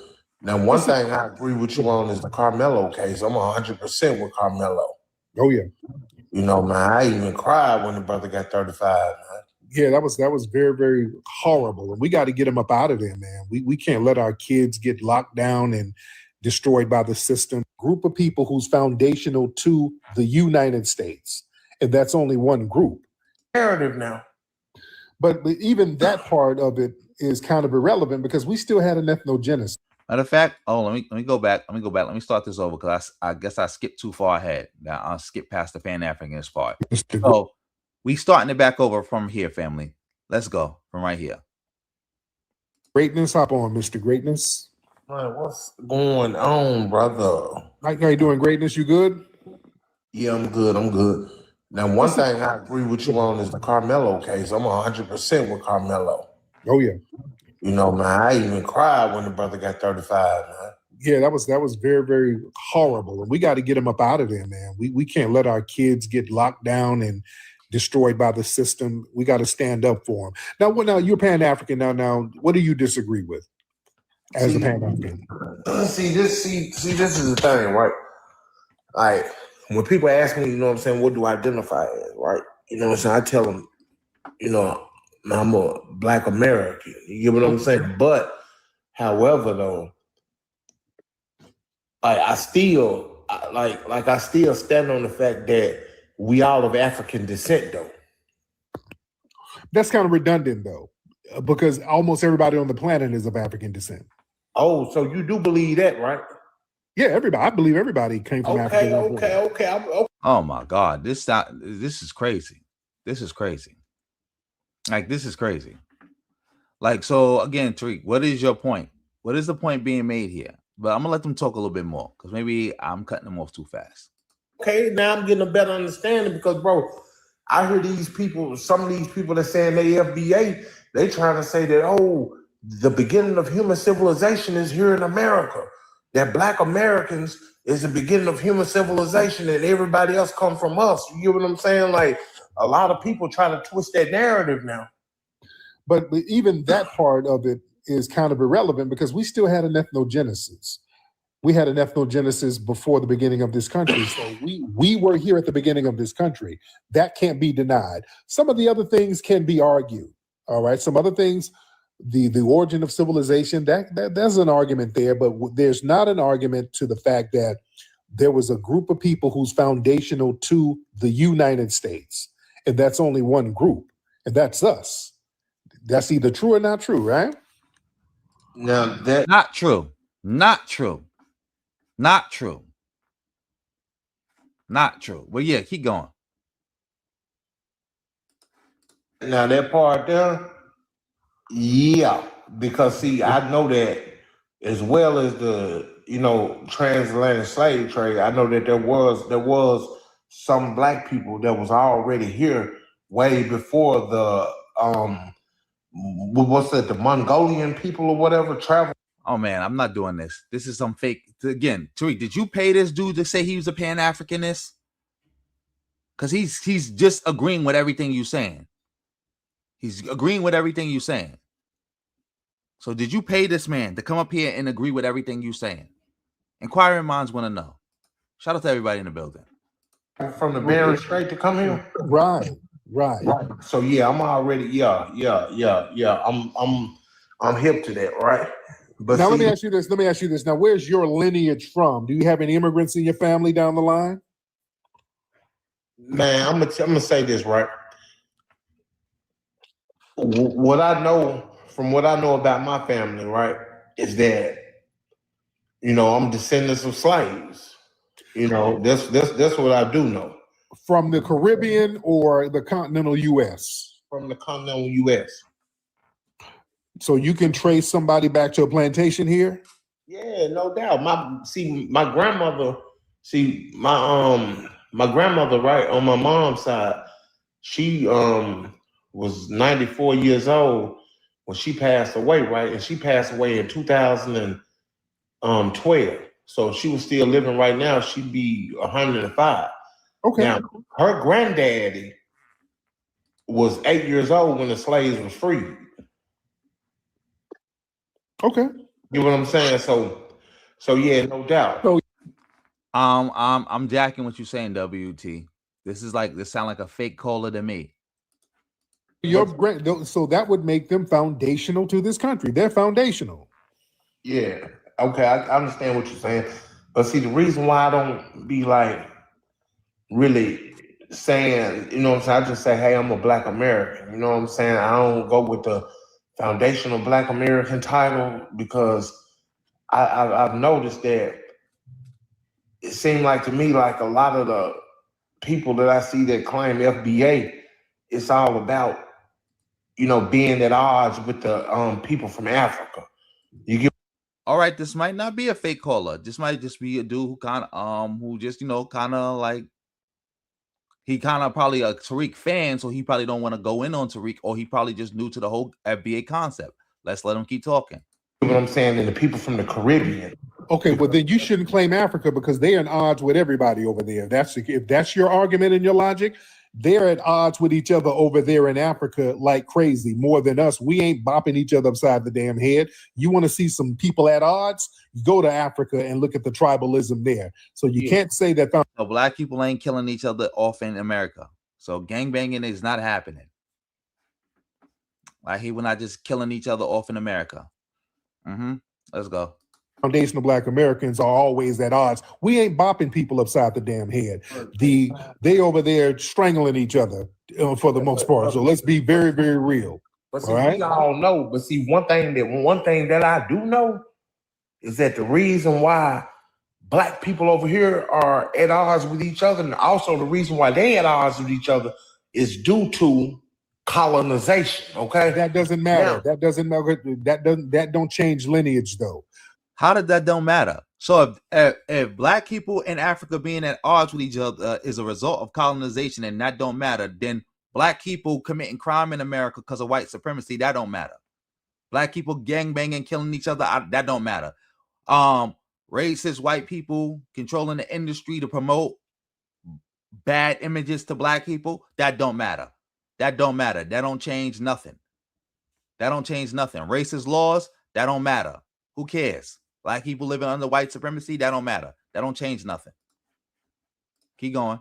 When we talk about foundational Black American, it ain't got a goddamn thing to do with your ideology. Most foundational Black Americans are cool. It's 49 million foundational Black Americans. You ain't got to put on an FBA. Wrong. FBA is a hate cult. You only FBA if you claim FBA. That's one thing. Like, that's a term you just made up and you own. Also, there are not 49 million people who would even qualify as being quote unquote FBA. There's about how many? There's about 33 million people and shrinking. 33 million and shrinking. That would be the amount of people who would qualify to be quote unquote FBA if it was real. 33 million and negative. T-shirt. It's not a damn group that you join or quit. You either are or you're not. That's why we make a distinction. There are people who are immigrants who are Black Americans. So when you say Black Americans, you're talking about Obama. You just heard it, because people said I was lying when I said this before, when I said that foundational Black American and Black American is not the same thing. Not just because I know foundational Black American is a hate cult, but they are not the same thing for the same reason Native Black American and Black American is not the same thing. Because if it was the same thing, it would make no sense to put the modifier of Native there or the modifier of foundational there. Because if Black American is just Black American, why even put the foundational on it? I told people that. I'm happy Tariq just said that. We're going to bring that back. I'm happy I clicked on this video. Let's bring that back. Americans, you ain't got to up and put on an FBA T-shirt. It's not a damn group that you join or quit. You either are or you're not. That's why we make a distinction. There are people who are immigrants who are Black Americans. So when you say Black Americans, you're talking about Obama. You say Black American, Stephen A. Smith can claim Black American. You talk about Black American. Joy Reid is a Black American, technically. You understand? But we're not that. They're not of the lineage. So we put the foundation on it because that's a true definition of who we are. We are foundational to this country. That's a logic designation.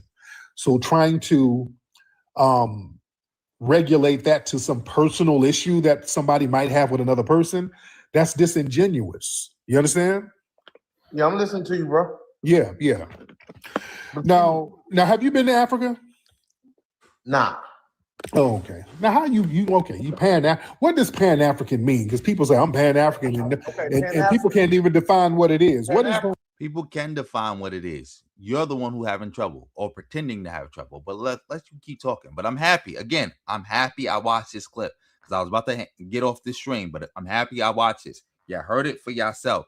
Tariq just said FBA and Black American is not the same thing. Foundational Black American and Black American is not the same thing. So I don't want nobody else coming to me accusing me of saying something wrong when I called Tariq and these other FBA bozos out for trying to use foundational Black American and Black American interchangeably, because they're not. Yeah. Pan-African, bro, just simply mean, man, that, I'm a Black man of African descent, right? Just like a Black Jamaican, you know what I'm saying? Or a Black Haitian, or, a Black man that might live in Asia, or a Black man that might live in, London or France or whatever. You get what I'm saying? Like, I don't understand. At the end of the day, because as a matter of fact, yeah, he making perfect sense. That is Pan-Africanism. Pan-Africanism at its core is just about race consciousness, recognizing yourself as Black and seeing other Black people around the world, no matter where they from, as also Black brothers, your brothers and sisters. That's it. Anything other than that is somebody's theoretical contribution, somebody's plan, somebody's organization, somebody's theory. Anything other than that. And like, for example, you can be a Pan-Africanist and not be a Garveyite. You can be a Pan-Africanist and not want to go back to Africa. Well, let's keep going. Though, at one point in time, you was with the Pan-African movement. You was with Dr. Umar, right? What you mean I was with God? He was in my movie. Yeah, Dr. Umar, that's my guy. As a matter of fact, I got pictures with him. I got Okay, what I got? photos with Dr. Umar. I got a picture. I've been to Africa. I've been all over Africa. I ain't never been a Pan-Africanist though. Yeah. So like I say, man, like that's kind of that's pretty much like the school of thought that I come under. Yeah, but yeah, don't put that on me because y'all can't really. You haven't even defined what Pan-African is. You're just like people of African descent. Yeah, but that don't that don't make it. That's basically it. No, because everybody on the planet has some kind of African descent. You know what I'm saying? That don't make you a Pan-African. That's a lie. That's a lie. Like you trying to weaponize the out of Africa theory. And the funny part is, if the out of Africa theory is true, then you need to stop with the Aboriginal stuff. Because remember, the Aboriginal teaching is that the quote unquote black natives in this country evolved here in America. They have nothing to do with Africa. Their ancestors never came out of Africa. None of that. None of that. So you can't push both. That's contradictory.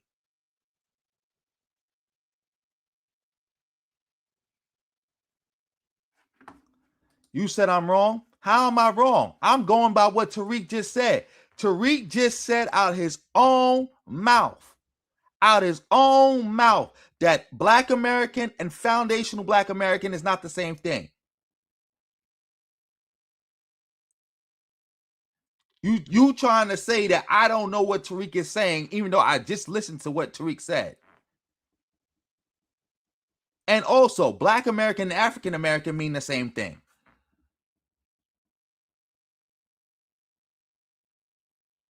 I'm not going off a slip of the words. That's not a slip of the words. He repeated himself. It'd be one thing if he said it one time and moved on, and then he came back and corrected himself. He said that multiple times and gave multiple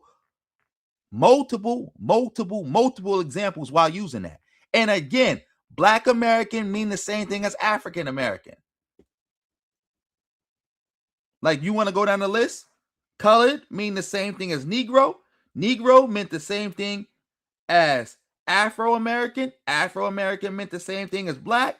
Black meant the same thing as African American. African American mean the same thing as Black American. It's referring to Black people in this country. It's referring to, people in this country who have Black blood. You see how I just clarified that?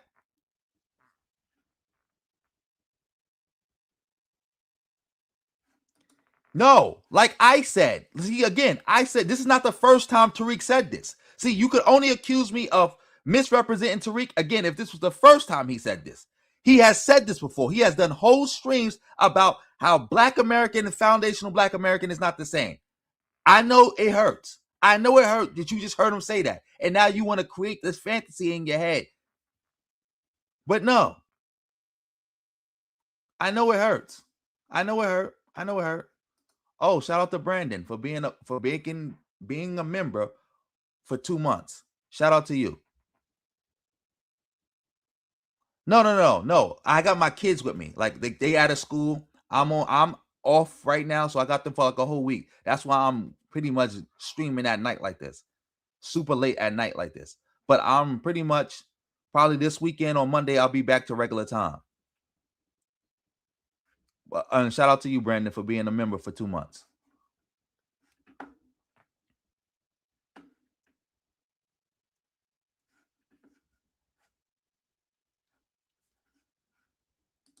I don't need you to share that with me because I just heard what Tariq said. I've been following FBA longer than you. I know what it's all about.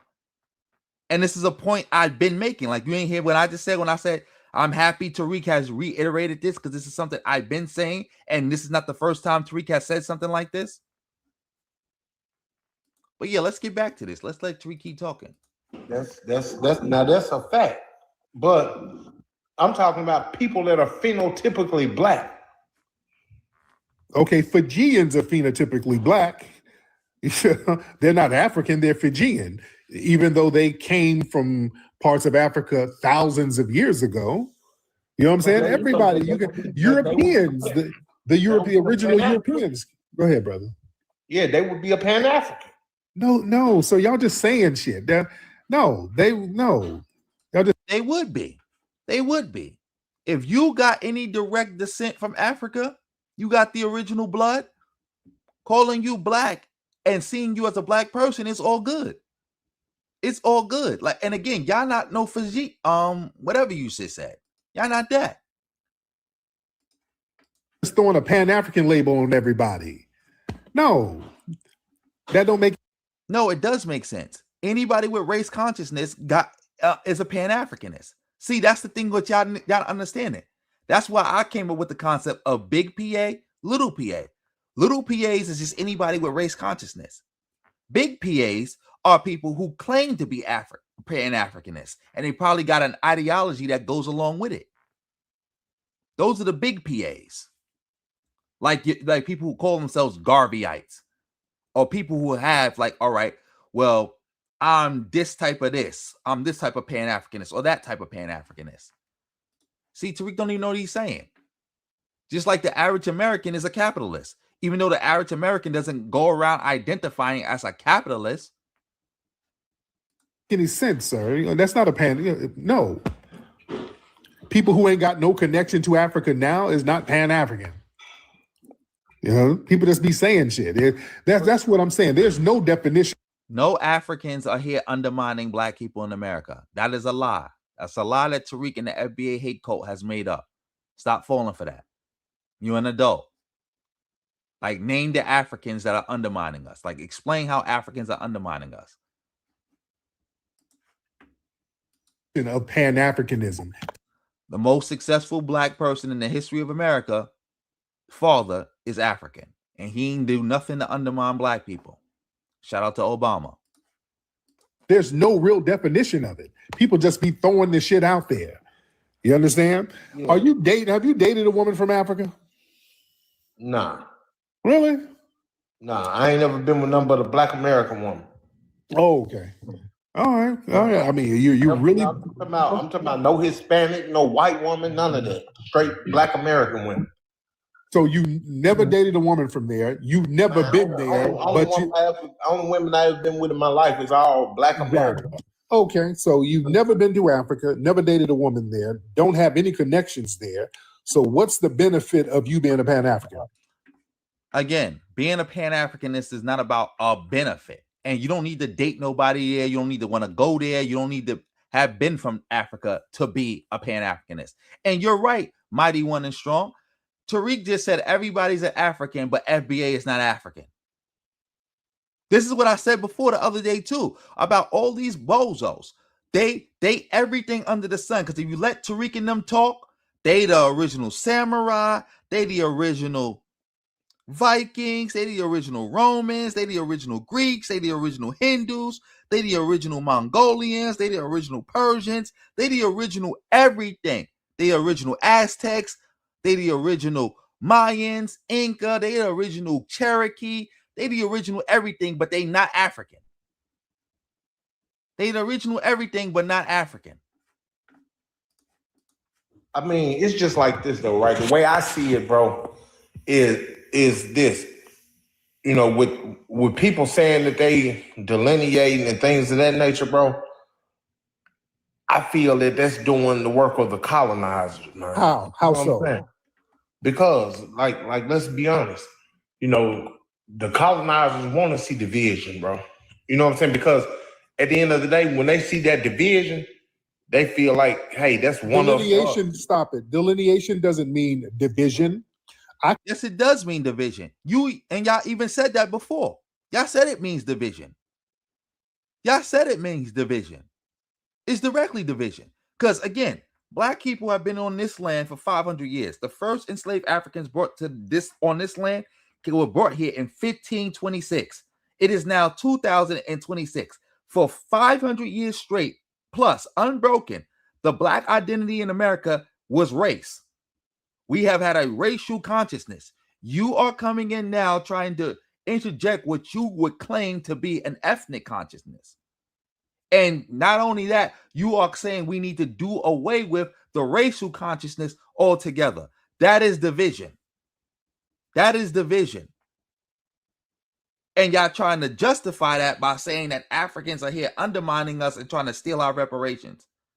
Not only that, you engage in a bunch of demagoguery and xenophobia when you blame Africans for all and black people, black immigrants in general, for all our problems. When you claim that it was actually black immigrants who started the East Coast, West Coast rap beef. When you try to claim that it was black immigrants who started gangbanging.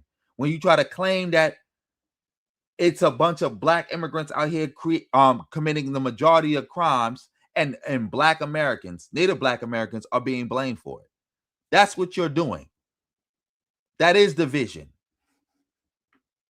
When you refer to black immigrants as parasites, leeches, claiming that they're stealing from you, they're trying to cosplay you, they're tethering themselves to you to try to undermine you.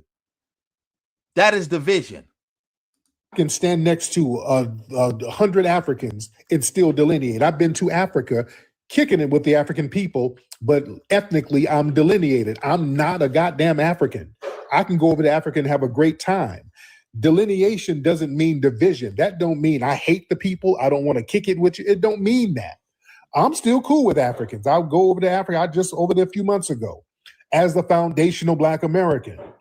You understand? That's not division. What groups say they not black? See, y'all be on the internet too much. And y'all don't be comprehending the stuff that y'all be listening to. A lot of times when people be saying they not black, it's because for two reasons. They were saying that they never actually had to think about their blackness because they lived in an all-black country. So if you never had to really think about it until you got to America, where black people are the minority and the whole country revolves around race. Or, because again, I'm from New York, where somebody might say, well, I'm half black, half Jamaican. When they say black, they saying it as in Native black American, because again, black people in America are the only people who just identify racially. That's why. And you say, let me see, you say you just told me about your daughter. Let me see. Let me look up to this comment.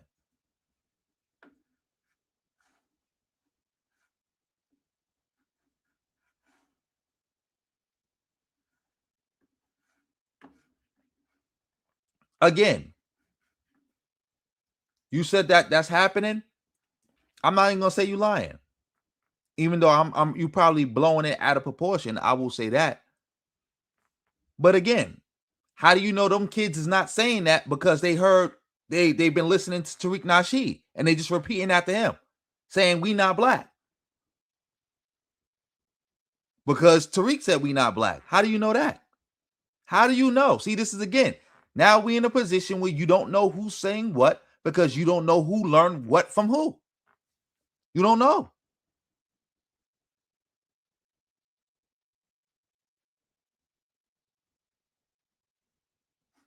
Exactly, Mr. G's. Exactly. That's what I just tried to explain. That's exactly what I just tried to explain.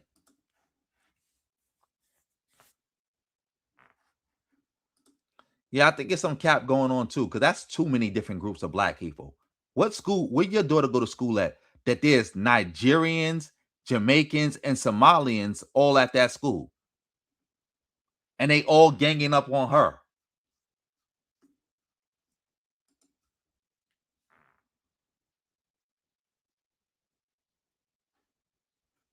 You say you know they got it from somebody? Well, until we know where they got it from and why they saying that, then we don't know. We don't know. We can't. I can't do the speculating. See, you the one who brought that up, and then you saying you don't know. In Vegas, yeah, I can't attest to that. But yeah, we gotta move on. But do you feel that at the end of the day, right, when the smoke clears, that y'all are the same people? No, we're not the same people. And that's okay. We're different ethnically. We're not the same people. They're not the same people over there. That's why do you think they got a gazillion tribal groups over there? If you were the same people, they wouldn't have a gazillion tribal groups there. Right? I follow you. Right. Well, we're not the same. ethnically, we got a different disposition. We're not the same. We are the same. Again, in America, we only deal with race. So we are the same. We don't, again, that don't got nothing to do with us. Again, why y'all keep bringing up other places? We talking about America. You're trying to delegitimize how we do things in America by pointing out about how other people do things other places. That's like trying to delegitimize the white identity in America by pointing out in Europe, they don't all just see each other as white. They don't all just see each other as white or talk about each other as white. They got smoke. Talking about, well, there ain't no such thing as white because don't you see that war going on between Ukraine and Russia right now? Don't you see that war? Don't you see that division?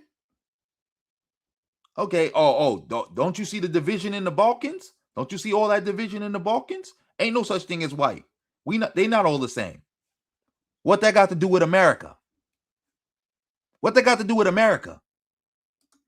That's why we do things differently as an ethnic group. Yeah. There's no Beyonce or Luther Vandross or Michael Jordan over there. No disrespect. You understand? One, the reason why those people are over here is because we live in the media capital of the world. Somebody could be 10 times the basketball player Michael Jordan was, and they're never going to be known because they don't live in the media capital of the world. Just like I'm a New Yorker. New Yorkers, there could be people outside of New York. There was a time where if you didn't come to New York, no matter how talented you was never going to break out. You was never going to break out. So you had to come to New York, and you had to be accepted by New Yorkers to be seen as great. There was a time where the only great black people you ever heard about was New Yorkers. That was it. So you could have been 1,000 times more talented than black people in New York, and you could be from Mississippi, but nobody would have ever heard about you because you live in Mississippi, and New Yorkers live in the media capital of the world. Not just the country, of the world. Like in America. There could be a triple homicide right now tonight in Memphis, and people in Nashville probably wouldn't even hear about it, even though they in the same state. Somebody could get slapped on a train tonight in New York, and the whole country going to hear about it. Because every news station is going to be like, well, today on the MTA, somebody got slapped up. Like, think about it. Every time somebody get cut, beat up, slapped up on the MTA, and they make New York news, it always make the news for the whole country. Also, to my point, a lot of these people you naming is not even from America. First of all, none of these people you naming identify as FBA. You just putting that FBA title on them, which you shouldn't be doing. Second, a lot of these people you naming are from other places. Like, for example, Beyonce. Both her sides of her family would not be considered FBA. Remember, you said Creoles are not FBA. Her mother's Creole. Her father's side of the family is from the Bahamas. Matter of fact, we might have to play that clip of her father repping the Bahamas. But we don't let Tariq keep talking. Talking about ain't no other place. Like, again, you from Alabama, Tariq. You think anybody in Alabama produced what New York produced? And again, there could be way more talented people in Alabama than they are in New York. But because they in Alabama, they never going to get the limelight. They never going to get the limelight. Like, think about Atlanta. The reason why Atlanta got all this limelight that it's getting right now is because New Yorkers put it on them. Remember, New Yorkers stopped signing New York rappers because there was so much beef in the streets in New York. Nobody from New York wanted to sign any New York rappers. So they started going down south and signing all the New York rappers. They started going down south and signing all the New York rappers. Think about the wave where Atlanta first popped off. Most of all of them was signed to a New Yorker. And it was New Yorkers using that New York media clout to push them.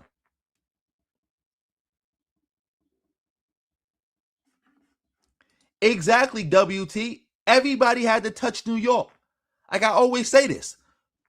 Everybody want to go to LA, but everybody has to come to New York. You have to.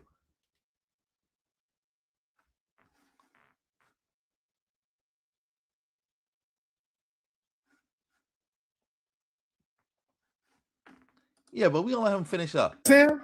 Yeah. We have our own unique culture and ethnicity, and that's fine. Right. You feel me? So let me ask you this question. Do you agree that the greatest threat to us all, though, is white supremacy? Yeah, that's the only major threat. And the minions, all right? Because the white Now he got to throw, look, see, he had to say white supremacy is the greatest threat, but the minions and the minions. So you're trying to say white supremacy is not the greatest threat. And you're trying to justify. Matter of fact, you trying to say that you trying to make black immigrants an equal threat to white supremacy. So now you're justifying spending all your time attacking them. You said last question. Let me see. No, they're not the same culturally as immigrants. But black people around the country are not culturally the same as each other. You think people in Detroit are culturally the same as people in Oakland? You think people in LA is culturally the same as people in Miami? We're not culturally the same. I'm from New York. Ain't no place in America is culturally the same as New York. New Jersey is not even the same. Not even close.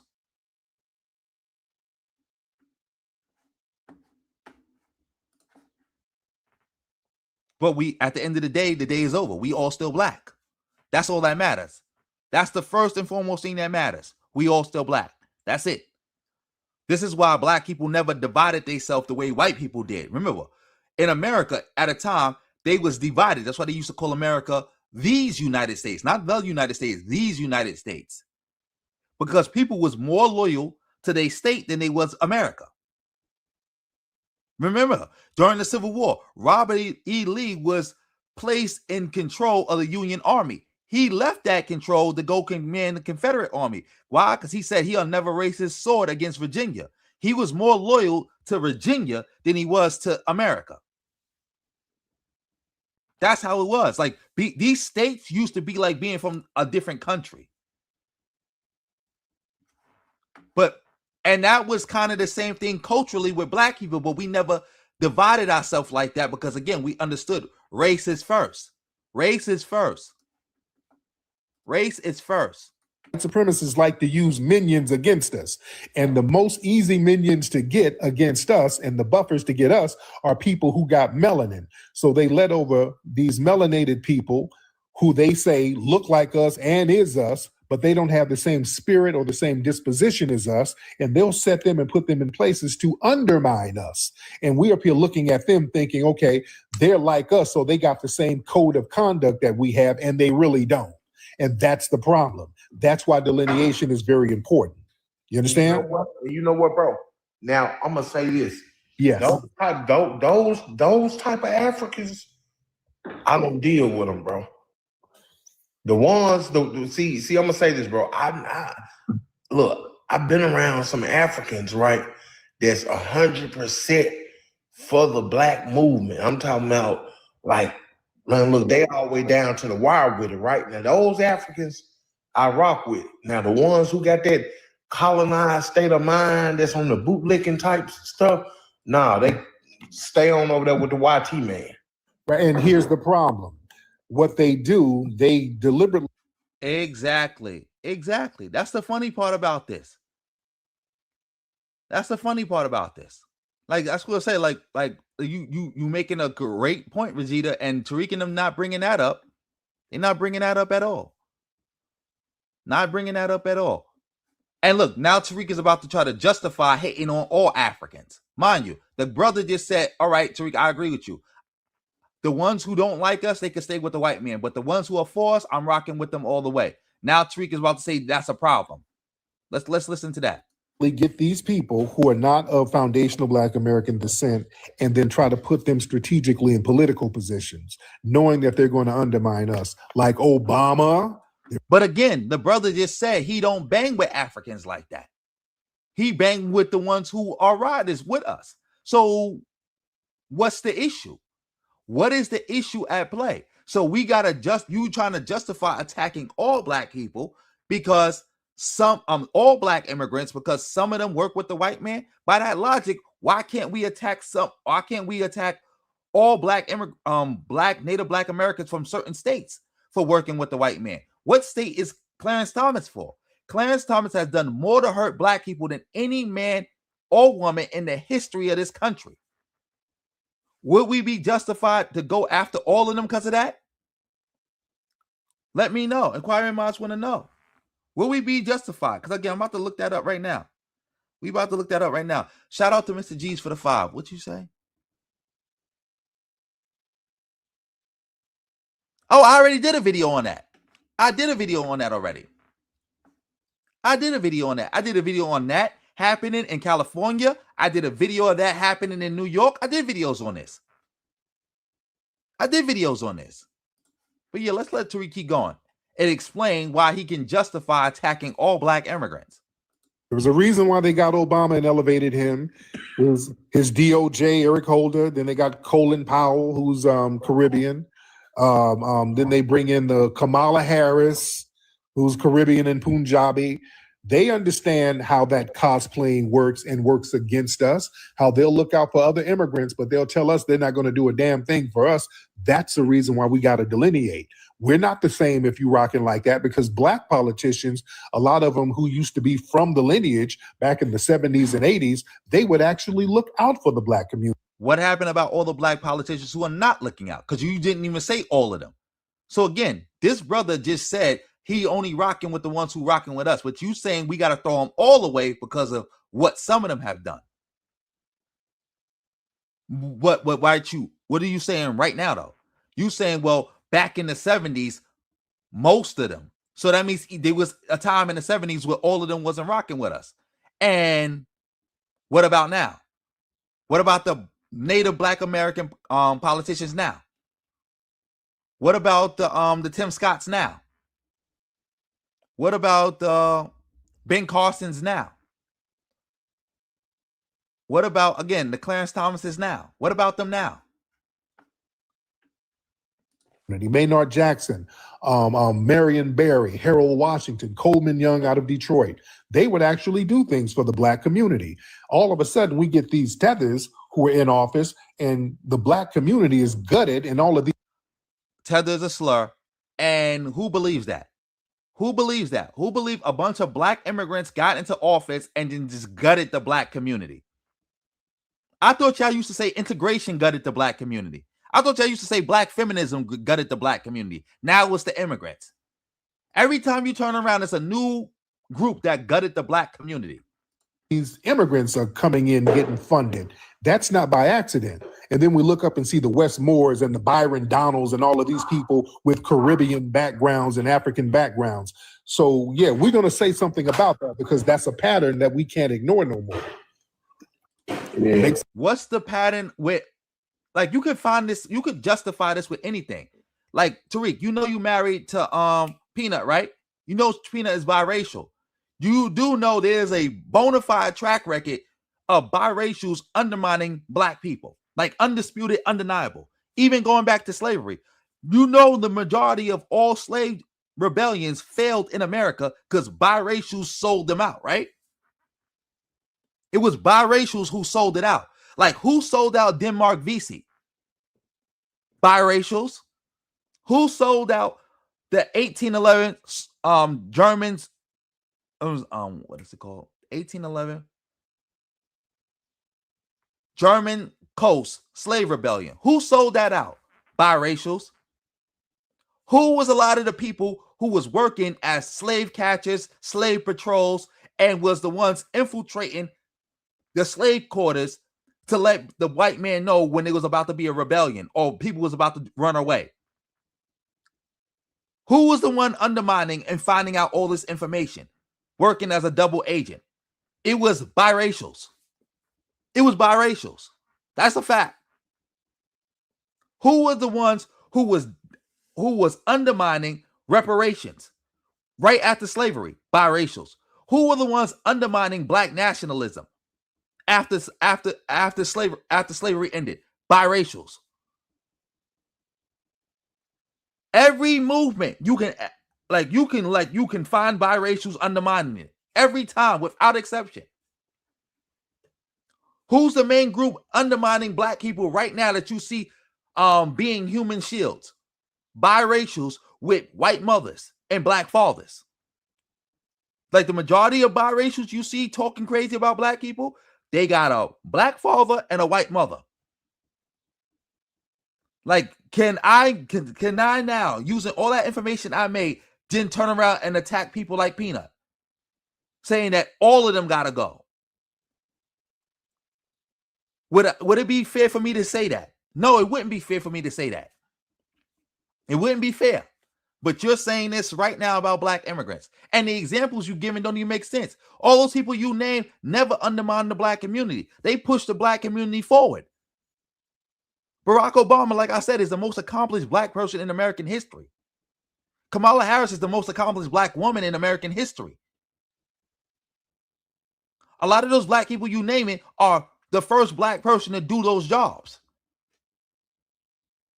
opening the door for other black people to come behind them and do those jobs. So what are you talking about? Yes. Yeah, I'm listening to you, bro. My man. Wait, time out. I think we got another donation in the building. Oh, shout out to That's Amazing for coming through with the 5.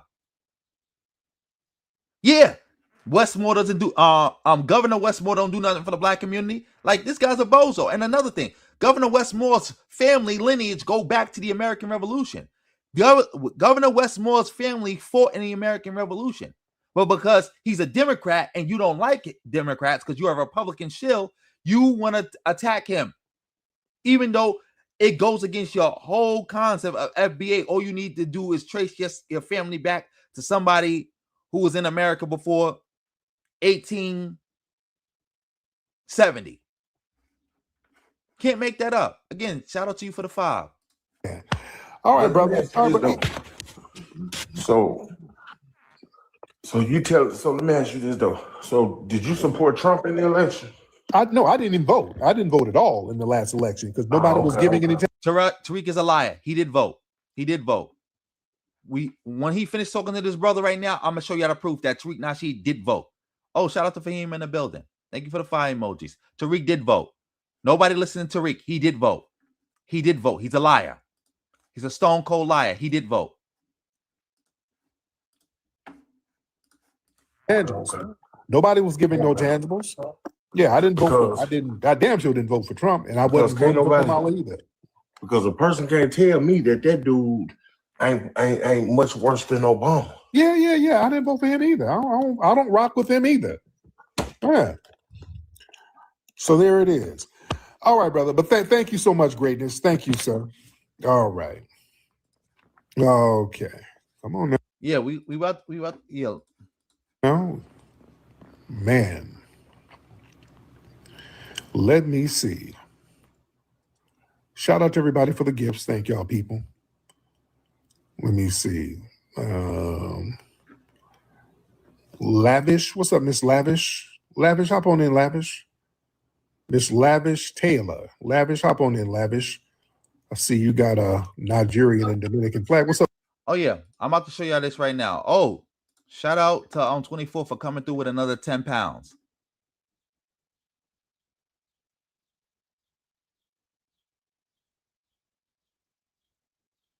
Exactly.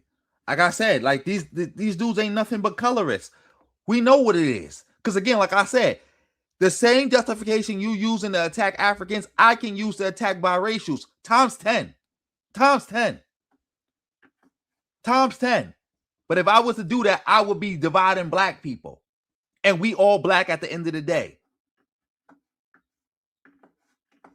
Oh, shout out to Tony Robinson in the building. Tariq is a habitual liar. But yeah, let's get back. Let's get to this. Because remember, Tariq said he didn't vote. I want y'all to watch this real quick. Before we get to the part where he voted, we gonna watch this. Artie?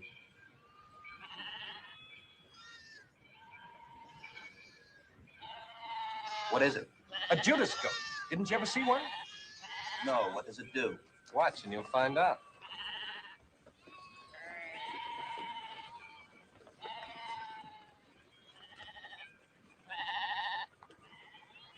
See, when they get to the slaughterhouse, he ducks to one side and the silly sheep go in to get their throats cut. That black devil knows it. That's Tariq.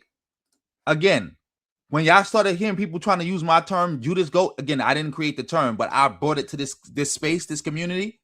And you know, a lot of these FBA bozos, they watch my content and they try to take stuff that I say and bastardize it and use it for themselves. Yes, Tariq is a Judas Goat. Judas Goat, leading his people to slaughter and ducking out the way when the knives come out. Telling people to vote the couch, knowing that that's not in their best interest, while he goes votes and lives in an all-white gated community. Let's go.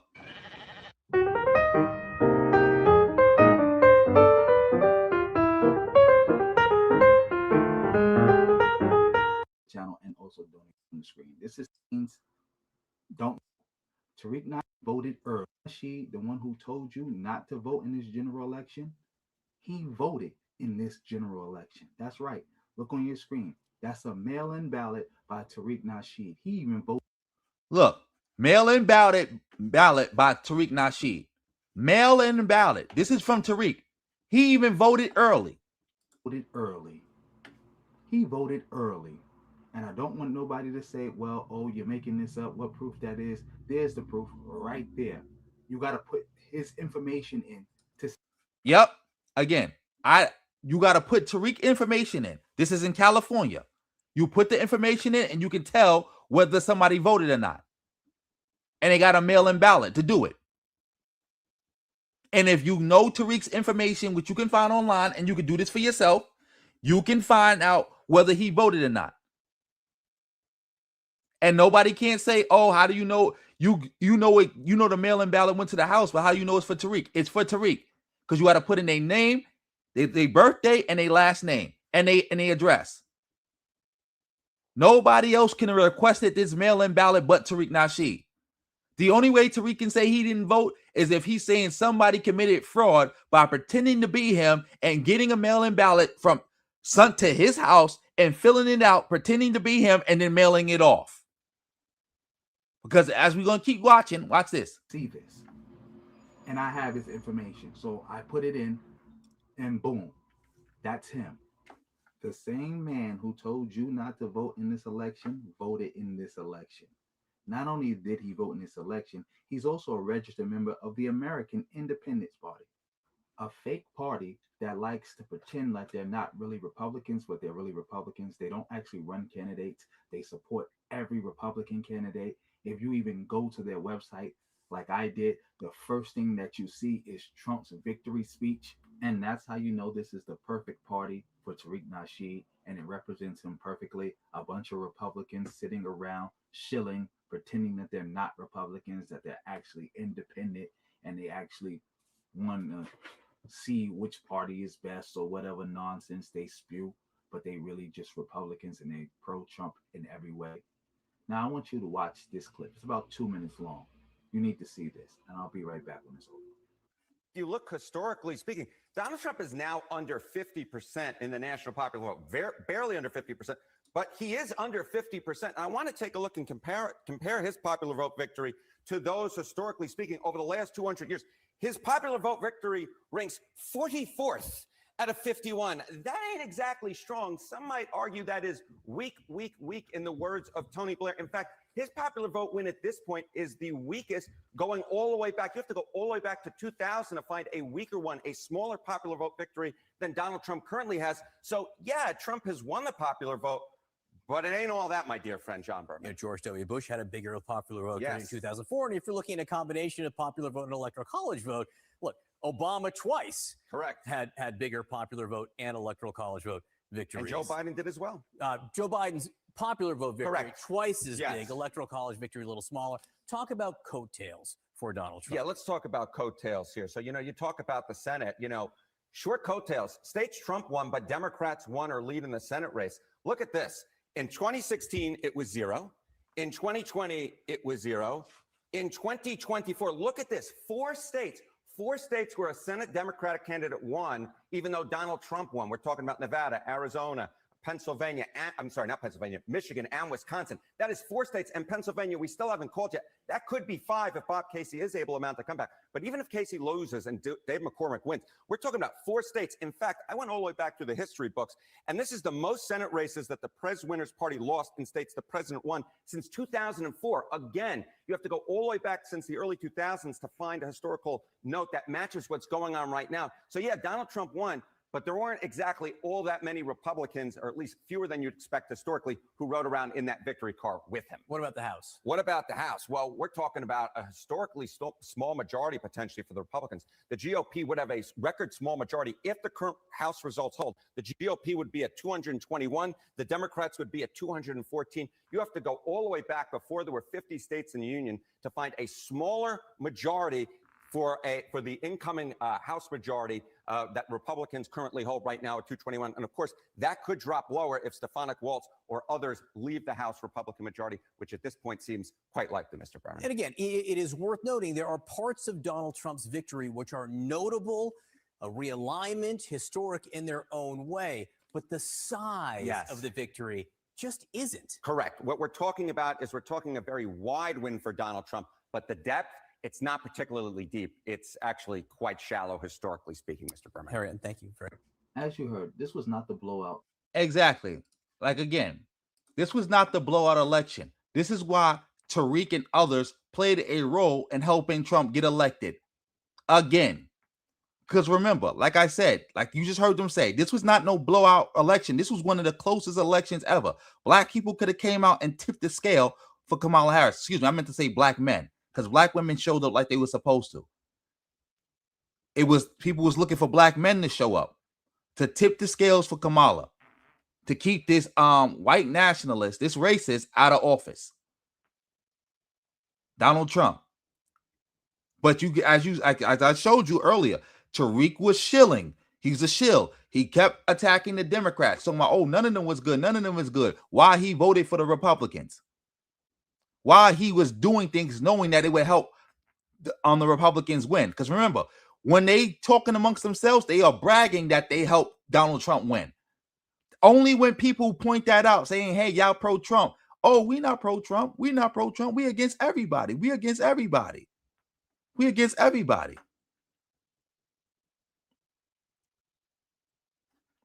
Exactly, Fahima. Exactly.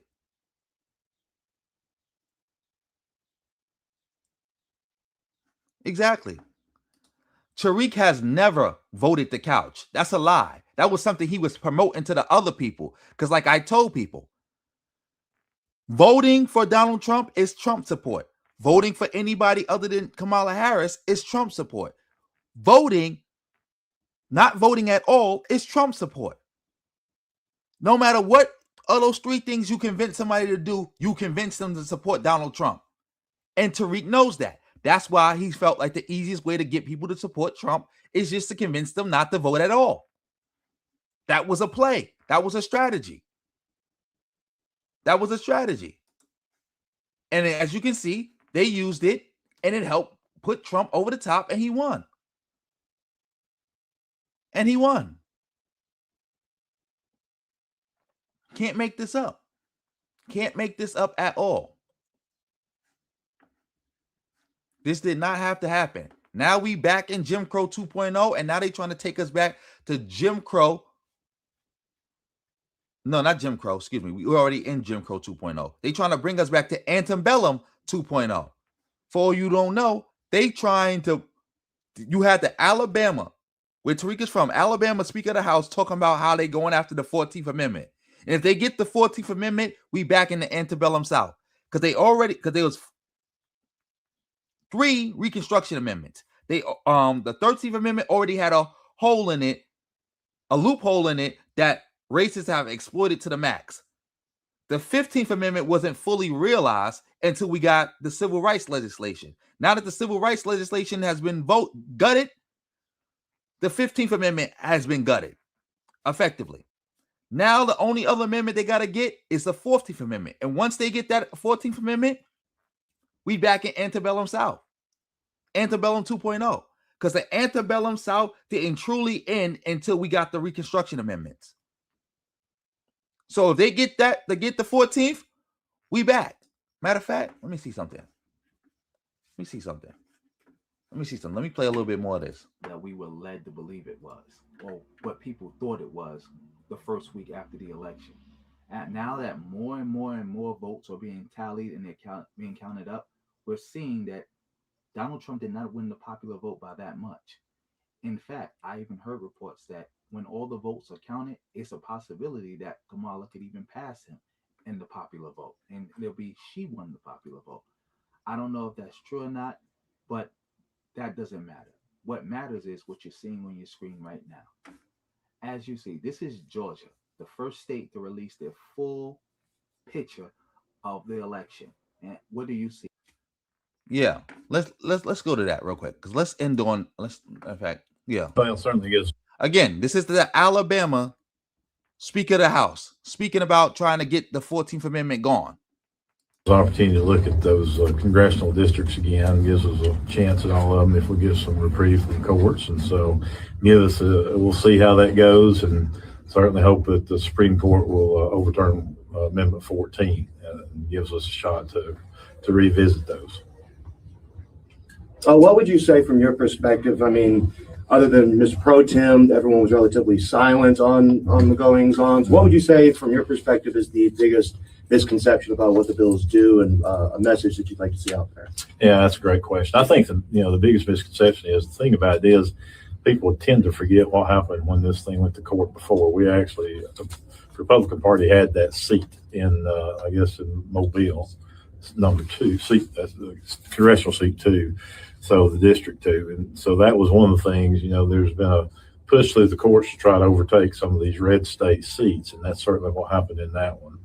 And with the ruling that happened in Louisiana, we felt like it gave us a chance to maybe regain that seat, but also opened up District 7.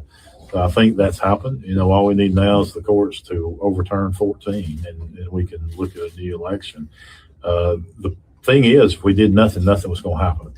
And I applaud the governor for calling us back in and give us a chance to revisit that and look at it. And what happened here in Montgomery in that Senate seat probably should never happen to begin with. And so, of course, I'm at the point that probably none of it should happen to begin with. We got 3 branches of government. It's our job to legislate, to draw those district lines, and for the court to interfere with that. And to be honest with you, I thought it was a slap in our face, because we'd spent hundreds of thousands of dollars in reapportionment drawing those maps. And they let an 18-year-old kid from the university, or I don't know how old he was, maybe 19, send the map in, and they took it without consideration for what we had done. And, the way that the system is set up, that's the job of the legislative body. And I think we've done it in an appropriate way, and it's disappointing that they didn't follow that rule. Well, certainly gives us an opportunity. Yeah, that's enough of that. It's over. But as you can see, they got the Voting Rights Act, and they immediately redistrict Alabama to get rid of the black representation. Now that he's talking about, let's get the 14th Amendment. They're calling for the 14th Amendment. This is why all those bozos talk about, Trump talking about changing the 14th Amendment. That ain't got nothing to do with black people. Like, yes, it does. Any attack on the 14th Amendment or any changes to the 14th Amendment will have a direct effect on black people. Because it'll open the door for other people to try to gut the 14th Amendment, or it'll just gut the 14th Amendment right then and there. Because again, you don't know what the Supreme Court is going to rule. You don't know what they're going to do. And no matter what they rule, again, if they allow Trump to redefine the 14th Amendment on the fly, why can't they just say, hey, you know what? Let's just gut it all together. Let's just gut it all together. This is where we at right now. This is where we at. Like, you can't make this up. You cannot make this up. But anyway, yeah, I think we did enough for tonight. I think we did enough for tonight. Shout out to everybody in the building. Oh yeah, it's about to be 6 a.m. So yeah, I definitely about to call this a night. First and foremost, I want to say thanks everybody for showing up. Thank you for all the support that was given tonight. Everybody who commented, everybody who hit the reaction heart, everybody who donated, much appreciated. Thank you. Also, family, if you want to support me, You can support on the PayPal, support on the Cash App, support on the Venmo.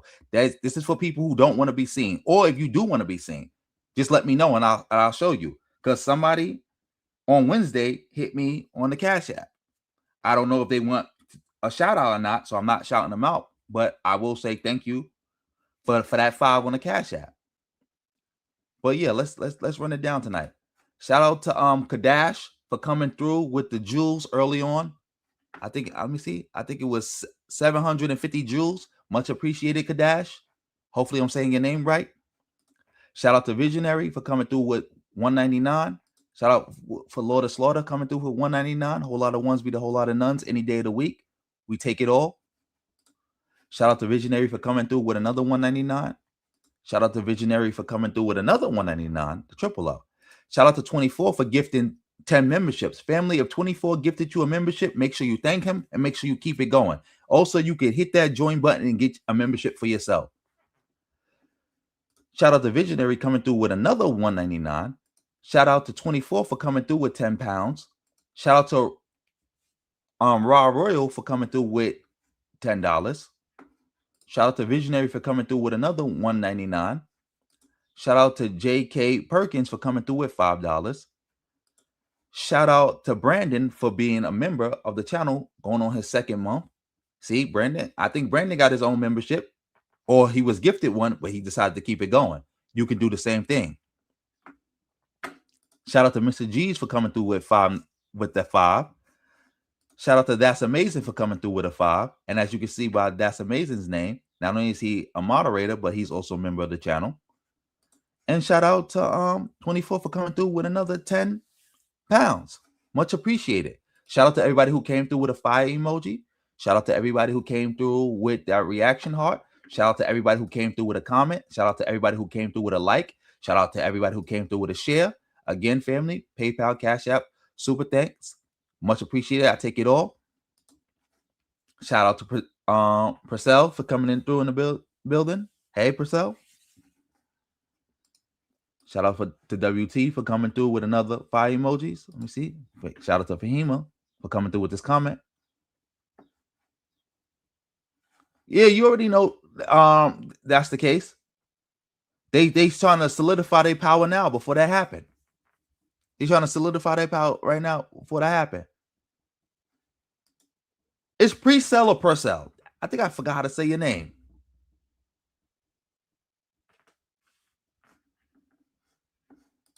Oh, shout out to Brandon. He just gifted 5 memberships. Family, if Brandon just gifted you a membership, make sure you say thank you to Brandon. Thank you so much, Brandon. Thank you so much for coming through with that 5 memberships. Much appreciated. Much appreciated. Much appreciated. But anyway, family, I'm about to end this tonight. Salute to everybody who came through. Thank you so much. Thank you for the fire emoji. But yeah, let me get up out of here. Yeah, pre-sale. I don't know how I forgot your name. I'm sorry. Because again, I'm not too good with names. Don't believe. I didn't mean no disrespect. I'm just not good with names. I'm not good with pronouncing them or remembering them. But shout out to you, pre-sale. Happy to see you in the building. Shout out to 24. Somebody asked me a question. I'm very familiar with Tahaka Bay. Me and him got smoked. He don't like me. He already know what happened. He do not like me. Yes, Benevolent, I'm still doing pre-record videos. I'm still doing them. I haven't been able to do them for a while because I got stuff going on. I got my kids, but I'm still doing them. I am still doing them. I'm probably going to do one today. Shout out to you for even asking that question. And yeah, family, if you want me to do a video for you or touch a specific topic, you can just donate and just ask me to do it, and I'll touch right on it.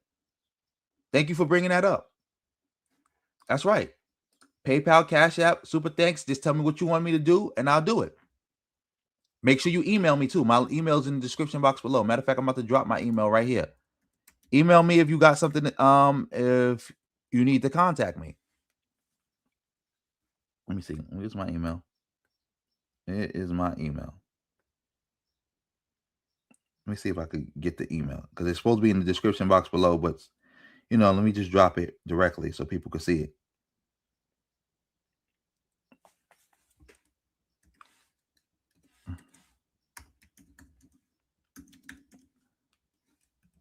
Let me see. There it is. That's my email. Just hit it up. Let me know. If you want to send me something too. Like if you donate money, I can guarantee I'll get to it. You said you waiting on one.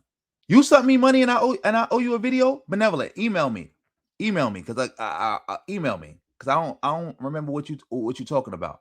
Email me, please. My email is right here, y'all. Again, anybody's free to email me. If you email me, ask me to do something. If you pay, I'll definitely get to it. But if you don't pay, I might get to it. I might not get to it. I don't know. But if you pay, I guarantee you can get to it. Bro, I'm about to go check right now for an email from you. My fault. Because I don't remember.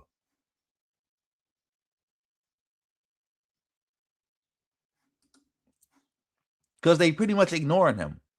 Like, again, they already dealt with the FBA issue. Like, a lot of mainstream media, he's not big enough to talk about. And they already exposed the FBA hate cult and the grift. They already did that. But anyway, it's getting kind of late. I'm getting off this. Remember, family, you could donate for a pre-record video or just request one. And shout out to everybody for all the love and support I got tonight. Much appreciated. Much appreciated. Much appreciated. Go subscribe to my second channel. Let me put that in the comment section. My second channel. Go subscribe over there because I do videos over there too. A lot of times the videos over I put some new videos up there that you don't see over here.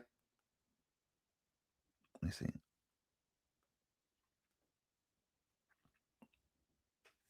Hit that link.